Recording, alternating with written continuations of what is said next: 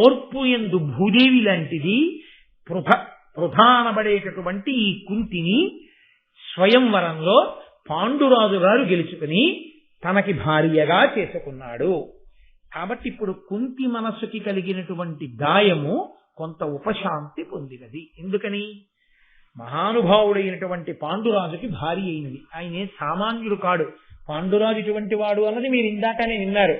వేదాంగములు చదువుకున్నవాడు, శాస్త్రములు చదువుకున్నవాడు, ధర్మములు తెలుసున్నవాడు, గుణములకు నిలయమైనటువంటి వాడు, కత్తి, ధనస్సు, ఈటే మొదలైనటువంటి పట్టుకోణంలో నిపుణుడైన వాడు, ఏనుగుల్ని గుర్రాల్ని లొంగ తీసుకుని అధిరోహించి తిరగగలిగినటువంటి వాడు, పెద్ద పొడుగైన శరీరం ఉన్నవాడు, పెద్ద పెద్ద బాహువులున్నవాడు, గొప్ప కాంతి కలిగినటువంటి వాడు, మచ్చలేని తెల్లని ఆ మంచు ఎలా ఉంటుందో అటువంటి కాంతి కలిగినటువంటి వాడు, ఇటువంటి వాడు నా వంశంలో పుట్టాడు, ఎంత గొప్ప కీర్తి తీసుకొస్తాడో అని గాంగేయుడైన భీష్ముని యొక్క ఆనందమునకు కారణమైన వాడు. అటువంటి పాండురాజుకు భార్య కావడం చేత ఆవిడ ఎంతో సంతోషాన్ని పొందింది. కానీ కష్టము, సుఖము, సంతోషము, వెంటనే పరివేదన, ఇవి ఎలా ఉంటాయో చూడండి. ఇన్ని గుణములు కలిగింది, ఇంత అందగత్తే భార్య అయి ఉంటే పాండురాజు గారి భార్యని నేనయ్యున్నాను అన్న సంతోషం దేని వల్ల ఉంటుందండి? నా అందం చేత భర్తకి తృప్తి, నా గుణముల చేత భర్తకి తృప్తి, నా పాతివ్రత్యం చేత భర్తకి తృప్తి. కాబట్టి నా భర్తకి ఇంకొక ఆడదాని మీద మనసు ఉండదు. నేను ఇంత గొప్ప స్థితిని పొందానన్ననాడు కదా ఆడదానికి ఎప్పుడూ తృప్తి. ఆడది అలమటించిపోయేది ఎప్పుడంటే తన ఎందేదో లేదన్న భావనతో భర్త గాడి తప్పిపోయాడు అనుకోండి. అరే నా వలన ఏదో లోపం జరిగిందని నా భర్త నాకు కాకుండా వేరొక స్త్రీకి వశుడవుతున్నాడని భార్య ఏడవాలి. కుంతి దగ్గర ఏది లేదని పాండురాజు గారు ఇంకో ఆడదాన్ని కోరుకోవాలి. ఇప్పుడు అలా కోరుకుంటే కుంతి మనసుకి గాయం మళ్ళీ తగిలినట్టే కదా. మీరు ఆ కోణంలో ఆలోచించండి. ఆయన దక్షిణ నాయకత్వాన్ని పక్కన పెట్టండి. కానీ ఆయన మద్రరాజ కుమార్తె అయినటువంటి మాద్రి శల్యుని యొక్క చెల్లెల్ని నేను వివాహం చేసుకుంటాను అని భీష్ముని యొక్క అనుమతి చేసుకుని కుంతి ఉండగానే మాద్రిని చేపట్టాడు. ఏదైనా బాగుంటుందేమో కానీ సవతి వచ్చినా కూడా సంతోషంగా ఉంటే అసహ్యంగా ఉంటుంది. అది తట్టుకోలేనటువంటి విషయం స్త్రీకి. కాబట్టి కుంతీదేవి యొక్క జీవితంలో మరొక్కసారి గాయమైంది. సనాతన ధర్మమునందు అనురక్తి కలిగి ఉండుట అంటే ఉపన్యాసం వినడం కాదు. ఎన్ని ఉపన్యాసాలు విన్నా నీకు బొట్టు పెట్టుకోవడానికి చాలా సిగ్గుగా ఉంటే నీకు ధర్మమునందు అనురక్తి లేదు అని గుర్తు. నువ్వు ఎన్ని విన్నావు అన్నదాని వల్ల ఎంత ప్రయోజనం కలిగింది అన్నదాన్ని శాస్త్రం దేని చేత బేరీజు వేస్తుందంటే నువ్వు ఎంత అనుష్ఠించగలిగావు అన్నదాన్ని బట్టి చూస్తుంది. నీకేమి వచ్చింది దానివల్ల, ఇది ఇందుకు చెయ్యాలి అని నీకేమైనా అర్థమైందా? అర్థమై దాని ఎందు పూనిక కలిగి నేను ఇది చేస్తాను అని నువ్వు పూనికతో చెయ్యగలిగావా? ఇన్ని విన్నా, రామాయణం విన్నాను, భారతం విన్నాను, పొద్దుటి నుంచి వింటూనే ఉంటాను, చదువుతూనే ఉంటాను, కానీ బయటికి వచ్చినప్పుడు నొసటన బొట్టు పెట్టుకోవడానికి చాలా మొహమాటం, తన అందం ఏదో చాలా తగ్గిపోతుంది. ఇంకా ఆయన ఎన్ని ప్రసంగాలు వింటే ఎవరికి కావాలి? అది సనాతన ధర్మము కాదు. ఏది సనాతన ధర్మం అంటే అనుష్ఠించినదేదో అదే ధర్మం. కాబట్టి ధర్మము ఉంటుంది ఎప్పుడు, ధర్మము లేకపోవడం ఏమి ఉండదు. ధర్మం పుస్తకాల్లో ఉన్నది ధర్మం కాదు. భారతానికి రామాయణానికి మేము వారసులమండి అని నోటితో చెప్పడం కాదు ధార్మికత అంటే. రామాయణ భారత భాగవతముల ఎందు చెప్పిన దానిలో ఎంత తెలుసుకుని నువ్వు ఎంత భాగమో అనుష్ఠించగలుగుతున్నావు. నువ్వు అనుష్ఠించగలిగితే నీవు ధర్మమును పట్టుకున్నట్టు. అందుకే ధర్మము పట్టుకుంటే రక్షిస్తుంది, తెలుసుకుంటే రక్షించేది కాదు. అందుకే ధర్మాన్ని ఎప్పుడూ దేనితో పోలుస్తారంటే కర్రతో పోలుస్తారు, లేదా గొడుగుతో పోలుస్తారు. మా ఇంట్లో గొడుగుందండి, నేను వానలోనో ఎండలోనో వెళ్ళాను అనుకోండి, అప్పుడు ఆ గొడుగు వచ్చిన నేను రక్షించదు. ఆ గొడుగు నేను పట్టుకుని వెడుతుండగా ఎండ వస్తే నేను వేసుకున్నాను అనుకోండి, అప్పుడు నన్ను గొడుగు రక్షిస్తుంది. ధర్మో రక్షతి రక్షిత అంటే ధర్మమును రక్షిస్తే మిమ్మల్ని రక్షిస్తుంది అంటే మీరు కొత్తగా ధర్మాన్ని రక్షించడం ఏమి ఉండదు. రక్షించుట అంటే పూనికతో పట్టుకొనుట. ఎవడు ధర్మాన్ని పట్టుకున్నాడో వాణ్ణి ధర్మం రక్షిస్తుంది. అంతేగాని నాకు ధర్మం తెలుసు కానండి నేను ఎప్పుడు ధర్మాన్ని పట్టుకోను, అప్పుడు ధర్మం నిన్ను ఎప్పుడూ రక్షించదు. ఇంట్లో కర్ర ఉంది, ఇదిలోకి నువ్వు కర్ర లేకుండా వచ్చావు, కుక్క నిన్ను కరిచింది, మీ ఇంట్లో కర్ర లేచి వచ్చి కుక్కని కొట్టదు. ఆ కర్ర నీ చేతిలో ఉంటే కుక్క నీ జోలికి రాదు.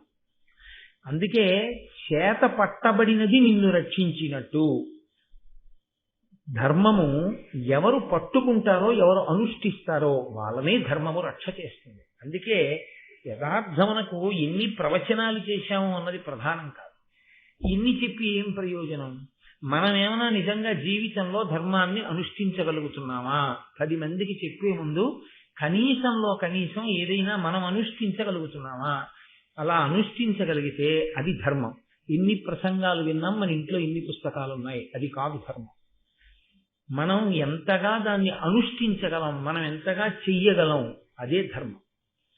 అందుకే మహానుభావులైనటువంటి వాళ్ళ జీవితాలన్నీ ఆ ధర్మాన్ని పట్టుకోవడం ప్రధానంగా నడిచేవి తప్ప కేవలముగా ధర్మాన్ని తెలుసుకోవడం ఒక్కటే కర్తవ్యంగా, చాలా విషయాలు తెలుసుకుంటూ ఉండడం, చాలా పుస్తకాలు చదువుకుంటూ ఉండడం అనేటటువంటి దాన్ని ప్రధానంగా స్వీకరించలేదు.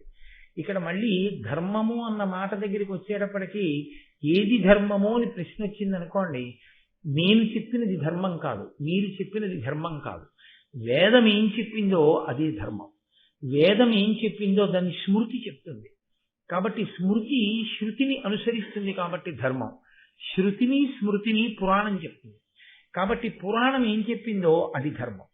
ఎందుకు పురాణ ప్రవచనం వింటారు అంటే, ఎప్పుడో జరిగిపోయింది కదా, ఇప్పుడు వింటే ఏమిటి ఫలితం అంటే, అది విన్నప్పుడు ఓహో వాళ్ళు ఇలా ప్రవర్తించకపోవడం వల్ల ఫలానా వాళ్ళు దెబ్బతిన్నారు, ధర్మాన్ని పట్టుకున్నటువంటి వాళ్ళు శాశ్వతులయ్యారు లోకంలో. తప్ప ధర్మమును విడిచిపెట్టేసిన వాళ్ళందరూ కూడా నశించిపోయారు. అందుకే ఆ ధర్మము ఎన్ని రకాలుగా మారుతుంటుందో, మీకు మిగిలినటువంటి విశ్వాసములకు సనాతన ధర్మమునకు ఉండేటటువంటి చాలా పెద్ద తేడా ఎక్కడొస్తుందంటే, ఆ ధర్మము మిమ్మల్ని ఎప్పుడూ ఇలాగే ఉండు అని చెప్పదు. ధర్మము మీ స్థితిని అనుసరించి మీకు ధార్మిక ప్రయోజనమును సాధించడానికి వీలుగా ధర్మము మారుతూ ఉంటుంది. ఒకనాడు ఉన్నది సామాన్య ధర్మం, ఇంకొక నాడు ఆపద్ధర్మము అని ఉంటుంది. నేను ఉన్న ఊళ్ళో ఉన్నాను, అప్పుడు నేను శౌచాన్ని పాటించడం, వేళపట్టున స్నానం చేయడం, చక్కగా సంధ్యావందనం చేసుకోవడం, ఇవి నా ధర్మాలు. నేను ఒకనాడు ప్రయాణంలో ఉన్నాను, నిజానికి అప్పుడు కూడా అలా ప్రయాణం చెయ్యమని కూడా శాస్త్రం చెప్పదు. ప్రయాణాన్ని సాయంకాలానికి ఆపు చేయవలసిందే, ఆపు చేసి నువ్వు సంధ్యావందనం చేసి మళ్ళీ ప్రయాణం చేయాలి తప్ప సంధ్యావందనం మానేసి నేను ప్రయాణం చేస్తాను అన్నారు అనుకోండి, అంతకన్నా ఘోరాతి ఘోరమైన నేరం ఇంకోటి లేదు. యజ్ఞోపవీతం ఉన్నవాడు దీక్షితుడై నేను సంధ్యావందనం మానేసేసి రైల్లో వెళ్ళిపోతానండి అన్నాడు అనుకోండి, అలా వెళ్ళడానికి వీల్లేదు. ఇంకా నేను యథార్థం చెప్పవలసి వస్తే, ఇది అయ్యప్ప స్వామి దేవాలయం కాబట్టి నేను చెప్తున్నాను, ఇరుముడి కట్టుకున్నవాడు సాయంకాలం సంధ్యావందనాన్ని విడిచిపెట్టి ప్రయాణం చేయడానికి వీల్లేదు, ఆపేయవలసిందే. నువ్వు ఇక్కడి నుంచి విజయవాడ వెళ్ళు, దిగిపోయి అక్కడ స్నానం చేసి సంధ్యావందనం చేసుకుని మళ్ళీ రైలు ఎక్కాలి, మళ్ళీ తెల్లవారేటప్పటికి దిగి మళ్ళీ సంధ్యావందనం చేసుకోవాలి. నేను కొంతమంది మహాపురుషుల్ని నా కుమార్తె వివాహానికి ఆహ్వానించాను. వాళ్ళు వివాహానికి రావడం కోసమని అంచెలంచెల మీద వచ్చారు. అప్పుడు వాళ్ళ దగ్గర నుంచి వచ్చిన ఫోన్లు బట్టి వాళ్ళకి వాహనాలు ఏర్పాటు చేయడం కూడా అయింది. వాళ్ళు సాయంకాలం సూర్యాస్తమయం అయ్యే వాటికి దిగిపోయారు, ప్రయాణం ఆప్ చేసేసి వాళ్ళకి తెలుసున్న గృహానికి వెళ్ళి సంధ్యావందనం చేసుకున్నారు. అందుకే దేవాలయాల్లో పెద్ద పెద్ద అరుగులు ఉంటాయి. దేనికి అంటే, ఒకవేళ ఆయనకి తెలుసున్న వాళ్ళు ఎవ్వరూ లేకపోతే కోనేటికి వెళ్ళి స్నానం చేసి అక్కడ కూర్చుని సంధ్యావందనం చేసుకుని బయటకు వచ్చి పెడతాడు. నువ్వు ఎన్ని విన్నావు, ఎక్కడికి వెళ్ళావు, ఎవరికి కావాలి? నీకు సంధ్యావందనం చెయ్యవు, ఇంకెందుకు? ఎక్కడికి వెళ్ళి ఎవరికి కావాలి? ఎన్ని విని ఎవరికి కావాలి? ఎన్ని పుస్తకాలు మీ ఇంట్లో ఉంటే ఎవరికి కావాలి? ఎవరికి పిల్లలు అయితే మాకు కావాలి? నువ్వేమైనా చేస్తావా? నీకోసమే ఇవన్నీ ఏర్పాటు చేసింది వ్యవస్థ. అలా నువ్వేమైనా చేయగలవా? సంధ్యావందన భ్రష్టుడవు కాకుండా నిలబడగలవా ధర్మానికి? అలా నిలబడగలిగితే ధర్మం. అయితే ఏమండి, ఇంట్లో ఉన్నాను, సామాన్య ధర్మం పాటించాను, ఒకరోజు అసలు ఏమీ కుదరలేదు నాకు, అప్పుడు కనీసం విభూతి జల్లుకుని సంధ్యావందనం చేయాలి, మానేయడం మాత్రం చేయకు. విభూతి జల్లుకుని సంధ్యావందనం చేయాలి తప్ప, నేను మీకు సత్సంగంలో చెప్పా, పంచభూత స్నానమున 5 భూతములతోటి స్నానం చేస్తారు.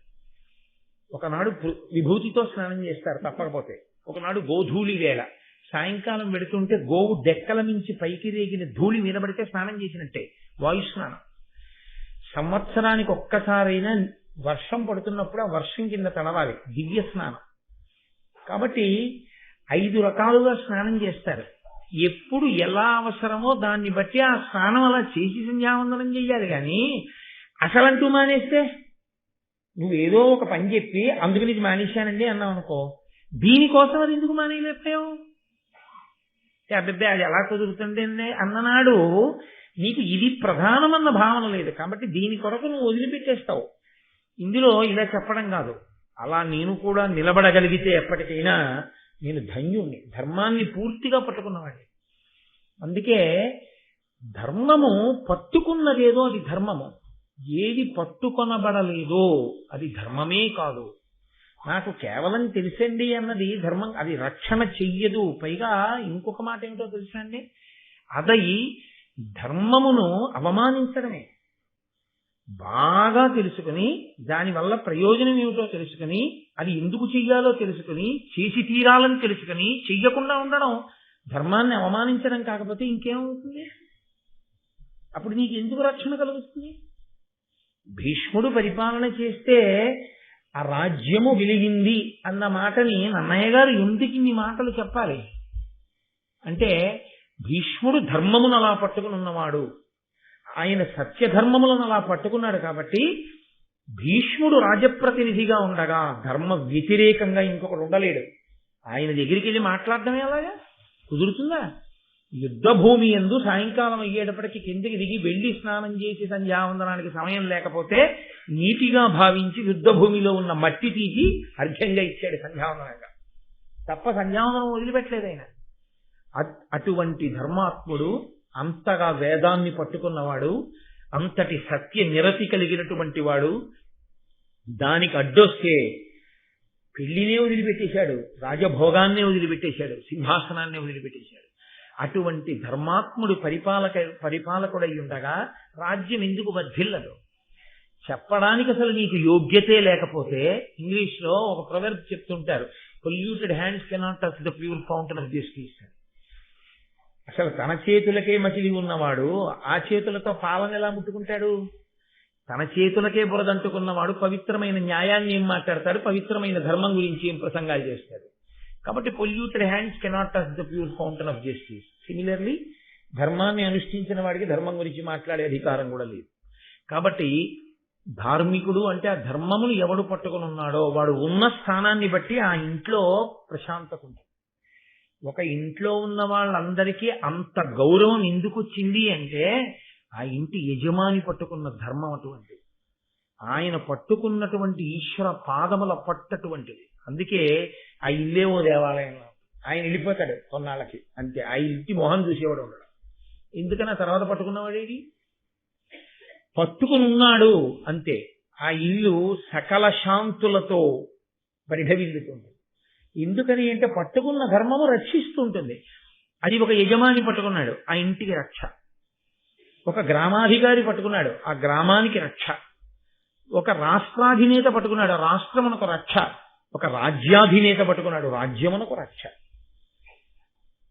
ఎవడు ఆయా స్థానముల యందుండి ధర్మమును విడిచిపెట్టాడో వాడి వలన ఆయా స్థానముల చేత పరిపాలింపబడుతున్న ప్రాంతముల యందంతటా కల్లోలమే. ఎందుకని ధర్మము లేదు కాబట్టి ఇంకా ధర్మము యొక్క రక్షణ ఎలా కలుగుతుంది? కలగదు. అందుకే ఒకసారి ప్రభువు ధర్మాన్ని పట్టుకుని ఉన్నాడు అనుకోండి, అందరూ ధర్మాన్ని పట్టుకుని ఉంటారు. ఎందుకంటే ఆయన దగ్గరికి వెళ్ళి ధర్మ వ్యతిరేకంగా మాట్లాడడం కుదరదు అసలు. కనుక కురుభూములుత్తర కురువుల కంటెను అధిక లక్ష్మీయుక్తి నతిశయిల్లి ధర్మాభిసంరక్షితంబైన భూప్రజకెంతయు అభివృద్ధి యొసగుతుండే. ధర్మము చేత రక్షింపబడుతున్నటువంటి భూప్రజ కాబట్టి ప్రజలందరూ కూడా చాలా శోభతో, చాలా ఐశ్వర్యంతో, సంతోషంగా ఉన్నారు. వలసిన ఎప్పుడు వానలు కురియుట సస్య సమృద్ధి ప్రశస్తమయ్యే పాలు సేపే. ఎప్పుడెప్పుడు వర్షం కురవాలో అప్పుడప్పుడు వర్షం కురుస్తోంది. కురవకూడని సమయంలో వర్షం కురవడం ప్రమాదకరం. ఎప్పుడు వర్షం కురియాలో అప్పుడు కురియకపోవడం అనావృష్టి హేతు. కాబట్టి పంట బాగా చేతికొచ్చే ముందు ఘోరమైన చాలా ఎక్కువగా వర్షం పడింది అనుకోండి, ఆ పంట చేతికి అందదు. కాబట్టి అప్పుడు వాన పడకూడదు. విత్తనం పెట్టేటప్పుడు వాన పడలేదనుకోండి, అసలు పంట వెయ్యలేదు వ్యవసాయదారుడు. ఈ రెండు రకాలుగాను వర్షం ఎప్పుడు పడాలో అప్పుడు పడాలి, అంతేగాని వర్షములు కేవలం పడ్డం ప్రయోజనం కాదు. అలా పడితే లోకమంతా సుభిక్షంగా సంతోషంగా ఉంటుంది. నిన్ననే కదూ ఆ మహాతల్లి సత్యవతీదేవి చెప్పుకుంది వ్యాస భగవానుడితో, సింహాసనం మీద ప్రభువు కూర్చోకపోతే వర్షములు పడవు. ఏవి బ్రతకడానికి దొరకాలో అవి ఎక్కువ ధరలకి దొరుకుతాయి, ఏవి దొరకకూడదో ప్రజలకి అవి లోకమంతటా అన్ని చోట్ల దొరకడం ప్రారంభమవుతాయి. ధరల యందు తేడా వస్తాయి. దానివల్ల లోకములో ఎవరు శాంతి పొందరయ్యా, సింహాసనం ఖాళీగా ఉండకూడదు, అందుకని త్వరగా సంతానమును పొందాలి అంబిక అంబాలిక అని అడిగింది. వాళ్ళు అంత ధార్మిక నిష్ఠతో అటువంటి ఆలోచనతో ఉండేవారు. కామోపభోగము వారి ప్రయోజనము కాదు. అందుకే ఒకసారి సింహాసనం మీదకి వారసుల్ని ఇచ్చాడు, వ్యాస భగవానుడు వెళ్ళిపోయాడు. ఒకసారి ఆ వారసుల్ని అందించారు, అంబిక అంబాలికకి మళ్ళీ ఆ తలంపు కూడా లేదు. అంత ధార్మిక నిష్టకి వాళ్ళు కట్టుబడి ఉండగలిగేవారు. కాళిదాస మహాకవి రఘువంశ కావ్యం చేస్తూ మాట అంటాడు, అంత గొప్ప ఇక్ష్వాకు వంశం రఘువు పుట్టిన తర్వాత రఘువంశం ఎందుకు అవ్వాలి అన్నాడు. అంటే ఆయన ఒక మాట చెప్పాడు, రఘువు యొక్క గొప్పతనం చెప్తూ ఆయన త్యాగాయ సంవృతార్థానాం సత్యాయ మితభాషిణాం యశసే విజిగీషూణాం ప్రజాయై గృహమేధినాం అన్నాడు. ఆయన త్యాగాయ సంవృతార్థానాం, దండయాత్ర చేసి సంపాదించేవాడు, దేని కొరకు అంటే దానం చేసేయడానికి. సత్యాయ మితభాషిణాం, ఆయన ఎక్కువ మాట్లాడేవాడు కాదు. ఎందుకని అంటే ఎక్కువ మాట్లాడితే అసత్య దోషం వస్తుందేమోనని తక్కువ మాట్లాడేవాడు. యశసే విజిగీషూణాం, దండయాత్రలు చేసేవాడు కీర్తి కొరకు ప్రభువుగా. ప్రజాయై గృహమేధినాం, ఆయన ఒక గృహస్థుగా ఉన్నాడు ధార్మికమైన సంతానమును పొందటం కొరకు మాత్రం. అందుకే అంతటి మహాత్ముడై పరిపాలించాడు. కాబట్టి ఇక్ష్వాకు వంశము రఘువంశమైంది. మనకి సనాతన ధర్మానికి ఉన్న గొప్పతనం ఏమిటంటే పురుషార్థములు 4, అందులో ఒకటి చిట్ట చివర చేరవలసినటువంటి స్థితి. ధర్మ అర్థ కామ మోక్షములలో 4వ దాన్ని పట్టుకోవడానికి ఏముండదు, 4వది పొందబడుతుంది. కాబట్టి మిగిలిన 3 దేనికి అంటే 4వ దాన్ని పట్టుకోవడానికి.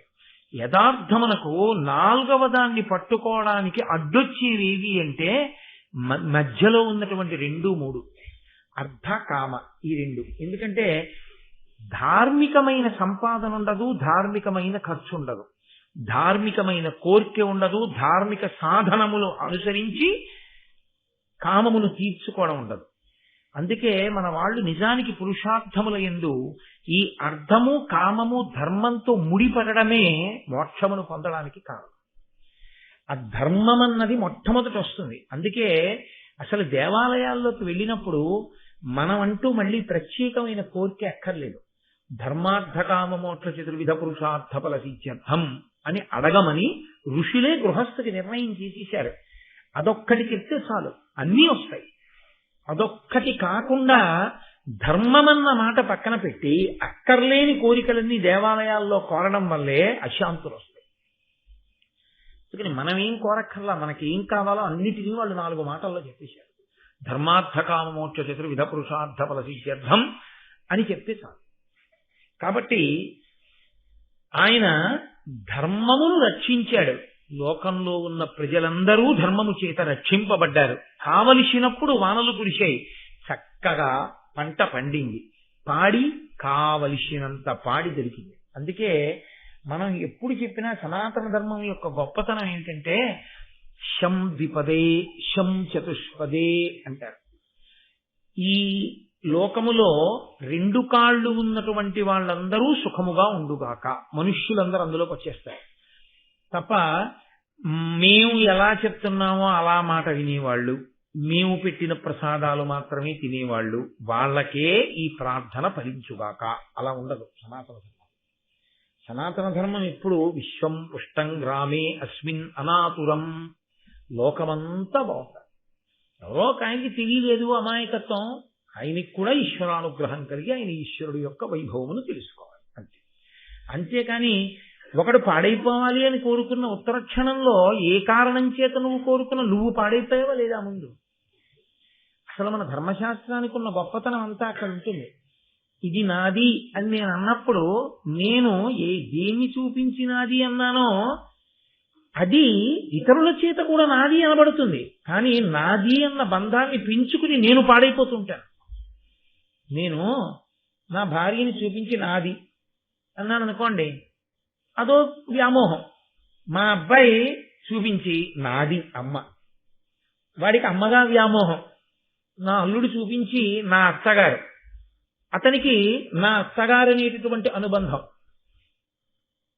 దాని ఎందు అభిమానం ఉన్న వాళ్ళు ఉంటే ఏదో మాకు తల్లి లాంటిది ఒక అనుబంధం. నాది నాది నాది అని ఇంతమంది కట్టుకుంటున్న తాడు యొక్క రూపం మారినా కట్టుకుంటున్న తాటి చేత అది కాదు కట్టబడుతున్నది, కట్టుకున్న వాళ్ళందరూ కట్టబడుతున్నారు. ఆఖరికి అది ఎవరి నాది? తల్లి కొడుకుగా తల్లికి ఎక్కువ నాదా, భార్యగా భర్తకి ఎక్కువ నాదా? ఈశ్వరుడికి తెలియాలి. కాదు, ఇంకా విచిత్రం అంటే ప్రాణం ఉన్న వాటి గురించి ఎందుకు? అసలు ప్రాణం లేని వాటి మీద ఉన్న వ్యామోహం ఎంత నాదితో పాడు చేస్తుందో తెలుసా అండి? ఈ మేడ నాదంటాడు, గుటుక్కున అయిపోయింది ఊపిరి. తర్వాత రోజు వాళ్ళ అబ్బాయి వెళ్ళి మున్సిపల్ ట్యాక్స్ కట్టాలి కదండి అని పేరు మార్చేసుకుని ఈ ఇల్లు నాదంటాడు. అయ్యో పాపం, ఆయన అంత కష్టపడి కట్టాడు, నాది అనేవాడు, దుత్తుడు నాదంటాడు, మా నాన్నగారు అనొచ్చు కదా అని ఆ ఇల్లు ఏమైనా ఓ ఇటక ఊడి కొడుతుంది అనుకుంటున్నారేంటి? ఏమీ అందం. కానీ నాది అన్నవాడు పాడైపోయాడు. ఎప్పుడైనా వాడు అలా ఈశ్వరుణ్ణి చూపించి నేను వాడివాడిని అని ఉంటే బాగుపడిపోయేవాడు. అక్కడ వచ్చేస్తుంది ఇబ్బంది అంతా. కాబట్టి అర్థము ఎలా పాడు చేస్తుందో చెప్పడానికే అర్ధకామములను ధర్మంతో ముడేసుకో, నాలుగోదైన మోక్షం పొందుతావు. కాబట్టి ఇహమునందు ప్రయోజనాన్ని, పైన ప్రయోజనాన్ని, అసలు రెండు ప్రయోజనములు అక్కర్లేని పునరావృత్తి రహిత శాశ్వత శివ సాయుధ్య స్థితిని ఇవ్వగలిగినది ధర్మానుష్ఠానమే. అందుకని వాంగ్మయం ఎప్పుడు అదే మాట్లాడుతుంది, దాని వైభవాన్ని కీర్తిస్తారు నన్నయ్య గారు కూడా. కాబట్టి పుష్ప ఫల భరితంబులై తరువనంబులుప్పే, అరణ్యాలన్నీ కూడా లేదా చెట్లు ఎక్కడెక్కడున్నాయో అక్కడ పూలతో పళ్లతో శోభస్కరంగా ఉన్నాయి. అసలు లోకంలో ఒక లక్షణం ఉంది, చెట్టుకి పువ్వు కొయ్యడం అనేటటువంటిది, చెట్టుకు పండిన పండు కొయ్యడం అనేటటువంటిది చాలా జాగ్రత్తగా సున్నితంగా పాటించవలసినటువంటి విషయం. ఎందుకంటే ఒక చెట్టు పువ్వులు పూసింది అనుకోండి, ఆ చెట్టుకి ఒక్క పువ్వు లేకుండా రోజు ఆ చెట్టు పువ్వులు కోస్తున్నారు అనుకోండి, ఆ చెట్టు ఏం చేస్తుందంటే శాపవాక్కు విడిచిపెడుతుంది. ఎందుకంటే అది దానికి ప్రాణం ఉందండి, అది దేవతాంశ కలిగినటువంటి చెట్లుంటాయి కొన్ని. అది చూసి చూసి చూసి చూసి ఏం చేస్తుందంటే, నాకు ఒక్క పువ్వుతో నిలబడనివ్వట్లేదు కాబట్టి నువ్వు నిస్సంతు అగుదువుగాక, నీ ఇంట పిల్లలు లేకుండుదురుగాక అంటే. ఇప్పుడు మనం ఏం చేస్తున్నామంటే, మార్నింగ్ వాక్ వెడితే కుక్కల భయానికి కర్ర పట్టుకెళ్ళడం తప్పు కాదు, కానీ ఎదిరి ఇంటి వాడు వేసుకున్న పూల మొక్క పూలు కొయ్యడానికి ఇనపబూత పట్టుకెళ్ళడం కన్నా ద్రోహం ఇంకోట్లేదు. జేబులో ప్లాస్టిక్ కవర్, చేతిలో ఇనపబూచ పట్టుకెళ్ళి ఆ తెల్లవారుజామున చీకట్లో పై కొమ్మలు వీడివి కావుగా నీళ్లు కోసి పెంచుకున్నవాడు నిద్రపోతున్నాడు. తెల్లవారు లేచా పువ్వు కోసి ఈశ్వరుడికి పెట్టుకుందామని ఆయన అనుకున్నాడు. నువ్వు కోసేస్తావని ఆయనకేం తెలుసు? ఈ దొంగ పూలు పట్టుకెళ్ళి ఈశ్వరుడికి వేస్తే నీకేదో ఫలితం ఇస్తాడని నీ వెర్రి. అక్కడి నుంచి ఊస పెట్టి ఆ కొమ్మ ఉంచేస్తుంటే నిజంగా ఏదో ఉచ్చు పోసి లాగేశారనుకోండి, ఎంత వ్యధ చెందుతుందో. తెల్లవారుజామున చెట్టు కొమ్మ అంత బాధతో ఆకులన్నీ రాలిపోతూ అది తల ఉంచేస్తే ఎవరు లేస్తారో ఎవరు చూస్తారో ఏ కుక్కరుస్తుందో అని మొత్తం గుత్తులు మొగ్గలు పువ్వులు కోసేసి ఈ ప్లాస్టిక్ కవర్ నిండా వేసి మార్నింగ్ వాక్ వేసి ప్రతి ఇంటి ముందున్న పువ్వులు, నేను ఎంత తెల్లబోయానంటే ఒకనకొకప్పుడు దానిమ్మ పూలు కోసేస్తుంది ఒక ఆవిడ. దానిమ్మ పూలు ఎందుకండి అంటే ఆవిడది కాదుగా చెట్టు, ఏదో పువ్వు దానిమ్మ కాయ కాస్తుంది పండు అవుతుంది అనుకుంటారు ఇంట్లో వాళ్ళు ఎంత ఏడుస్తారు లేచి చూసి. ఆ ఇంటి యజమానికి ఉండదండి 2 పూలు కోసి పూజ చేసుకుందాం. ఏమి నీకంత కోరికుంటే వెళ్ళి ₹1 ₹2 పెట్టి తులసి కొనుక్కోలేవు, ఓ 4 పువ్వులు కొనుక్కోలేవు, లేకపోతే అడిగి అమ్మా ఓ 2 పువ్వులు తీసుకుంటారు అంటే ఒక్క 4 పువ్వులు కోసుకుని వెళ్ళలేవు. అది లేదు. ఈశ్వరుడు పువ్వులతో కొయ్యకపోతే నిన్ను నరికేస్తానన్నాడు ఏంటి? ఇన్ని బియ్యంలో కాస్త పసుపు కలిపి అక్షతలతో పూజ చేసుకోలేవు? ఎందుక దొంగ పూలన్నీ? ఎంత అక్కర్లేని పాపాన్ని ప్రాతకాలంలో సూర్య భగవానుడి సాక్షిగా ఈశ్వరారాధన చేయవలసినటువంటి బ్రాహ్మీ సమయమునందు పరమ దోషభూయిష్టమైనటువంటి జీవితంతో తిరుగుతూ ఉండడం. ఎన్ని శాపాలు పొందుతాడు మీరు చూడండి. ఎంత అసహ్యకరమే. ఆ పువ్వు పట్టుకెళ్ళి వాడి ఇంట్లో దేవుడికి పెడుతుంటే దేవుడు వణికిపోతాడు. దొంగ పువ్వులు రా ఇవన్నీ, మోసలు పెట్టి చెట్లు ఉంచి పట్టుకొచ్చేసావా, ఇవి నా కాళ్ళ మీద పెడుతున్నావా, చూసి చూసి అసహ్యం వేసి నీకు దొంగ వదువుగాక అంటే ఏమవుతాడు? కాబట్టి ధర్మం అన్న మాట అనుష్ఠించడంలో ఉండదు. పని చేశామంటే చేయడం కాదు, ఇలా చెయ్యొచ్చా అనో ఆలోచన ఉండాలి. అలా చెయ్యొచ్చా అన్న ఆలోచన లేకుండా చేసే పనులు చాలా అసహ్యంగా ఉంటాయి. కాబట్టి పుష్పఫల భరితంబులై తరువనంబులు పే, చెట్టుకి కొన్ని పువ్వులు విడిచిపెట్టాలి. పువ్వులన్నీ చాలా సంతోషంగా ఆ పూలతో పళ్ళతో కాయలతో చెట్లు ఎక్కడ చూసినా అందంగా కనపడుతుండేవి. ధర్మ కర్మ నిరతి చేసి కరము నిమ్మితో అన్యోన్య హితము చేయుచుండి రెల్లజనులు. అందరూ ధార్మికమైనటువంటి విధానంలోనే జీవిస్తున్నారు, ధార్మికమైన కర్మలే చేస్తున్నారు. చేయడం వల్ల చక్కగా అందరూ ఒకరి పట్ల ఒకరు అన్యోన్యమైనటువంటి ప్రేమతో, ఎవరి మధ్య దెబ్బలాటలు లేకుండా పరమ శాంతితో సంతోషంతో హాయిగా ఆనందంగా లోకమంతా ఉపద్రవం లేకుండా చక్కగా ఉన్నారు. ఆ సమయమునందు నన్నయ్య గారు అంటారు, అమలాచార పవిత్ర భూసురవరేణ్యాగార పుణ్య ప్రదేశములన్ అధ్యయనారవంబు విధివత్ స్వాహా స్వధా స్వస్తి శబ్దములున్ మంగళ సూర్య ఘోషములు ఉజ్జత్ కౌశికాశీర్వినాదములున్ రమ్యత రంబులయ్య ధరణిన్ తద్రాజ్య సమృద్ధితో. ప్రభువు ఎలా ఉంటాడో లోకంలో అందరూ అలాగే ఉంటారు. కాబట్టి చక్కగా ఎంత అందంగా ఉండేవంటే ఎక్కడ చూసినా కూడా బ్రాహ్మణులు చక్కగా వేదం చదువుకుని పరమ ధార్మికమైన బుద్ధితో ఈశ్వరార్చన చేస్తూ ఉండేవారు. విడుతుంటే గురువుగారు పాఠం చెప్తూ పిల్లలందరూ పాఠాలు నేర్చుకుంటూ ఆ వేద పాఠాలు వినపడుతూ అందమైనటువంటి ఆ స్థితిని కళ్ళకి కనపడేటట్టుగా వాతావరణం కల్పింపబడి ఉండేది. ఆ అధ్యయనం చేసేటప్పుడు స్వరంతో గురువుగారు కూర్చొని పాఠం చెప్తుంటే వాళ్ళందరూ వేద పాఠం నేర్చుకున్న పిల్లల యొక్క ఆ ఘోష, వేదమంత్రముల ఘోషలు వినపడుతుండేవి. ఇళ్లలో స్వాహ స్వధ స్వస్తి శబ్దములు వినపడుతుండేవి. అంటే స్వాహ స్వధ స్వస్తి శబ్దములు వినపడుతున్నాయంటే యజ్ఞయాగాది క్రతువులు నిరంతరము అగ్నిని అర్చించడము, హోమాదులు జరుగుతూ ఉండడము ఎప్పుడూ ఎక్కడ చూసినా చక్కగా జరుగుతూ ఉండేవి. మంగళవాద్యముల యొక్క ధ్వనులు వినపడుతుండేవి. అది ఆ మనిషి యొక్క మనసులో ఒక రకమైనటువంటి ఉద్రేకం పుట్టేటట్టు, భయం పుట్టేటట్టు, అవతలవాడు హడిలిపోయేటట్టు అసలు ధ్వనిని కానీ శబ్దాన్ని కానీ చేయకూడదు. ఇది అర్థం పర్థం లేనటువంటి స్థితిలో ఉంటుంది. మరి నా కళ్ళకే కనపడుతుందో నా ప్రారంభ కర్మో నాకు అర్థం కాదు. కానీ నేను ఒకసారి ఒక విషయం చూసి ఆశ్చర్యపోయాను. అసలు ఆయన అంత బుద్ధి లేకుండా ఎలా ఎక్కించుకున్నాడో నాకు అర్థం కాలేదు. ఓ చిన్న పిల్లాన్ని వెనకాల కూర్చోబెట్టుకుని వెళ్ళిపోతున్నాడు మోటార్ సైకిల్ మీద. ముందెళ్ళిపోయాయనకి వెనకాల పిల్ల కునుకుతోందో, నిద్ర వచ్చేస్తోందో, సరిగా కూర్చుందో ఏం తెలుస్తుందండి? అప్పుడప్పుడు ఒకసారి చూస్తాడంతే. ఆ పిల్లకి కునుకుపాటు వచ్చేస్తాను, వచ్చి ఆ పెళ్లిలా తూలిపోతాను. నేను వెనకాతలో వెడుతున్నాను బండి మీద, ఇటు పెళ్లిలా తూలిపోతోంది ఏంటి అనుకున్నాను. అనుకుని కొంచెం ముందుకెళ్ళి అయ్యా పిల్ల తూలుతోంది, నిద్ర వస్తోందేమో చూసుకోండి అని చెప్దాం అనుకున్నాను. అనుకునేలోగా ఒక ధూర్తుడు, ఇప్పుడు రకరకాల హారన్స్ వచ్చేస్తున్నాయి కదండి, అన్యాయము అన్న మాటకు అర్థం అదే. ఒక చెవికి వినికిడి శక్తి కొన్ని డెసిబుల్స్ ఉంటుంది, అంతకన్నా ఎక్కువ ధ్వని వినపడితే పిచ్చి వస్తుంది, లేకపోతే అస్థిమితం వస్తుంది. అలా ఉండకూడదు. వాడు ఒక భయంకరమైనటువంటి హారం, ఏ లారీయో విడితే మోగించవలసిన హారం మోగిస్తూ వాడు పాము వెళ్ళిపోయినట్టు వెళ్ళిపోయాడు. ఈ పిల్ల పడితే మన ఓవర్ బ్రిడ్జి ఎక్కుతున్న దగ్గర ఆ పిల్ల బండి నుంచి ఆ శబ్దానికి ఆ కునుకుతున్న పిల్ల హడిగిపోయి పక్క పడిపోయింది. ఆ పడిపోవడంలో ఆ పిల్ల అదృష్టం ఎక్కడుందో ఆ పేవ్మెంట్ మీద పడి పాపం దెబ్బలు తగిలాయి అనుకోండి, ఏదో నలుగురు చూశారు. కానీ అసలు ఎవడు శబ్దం చేస్తూ వెళ్ళాడో వాడు అప్పటికి జగన్నాథపురం వెళ్ళిపోయి ఉంటాడు.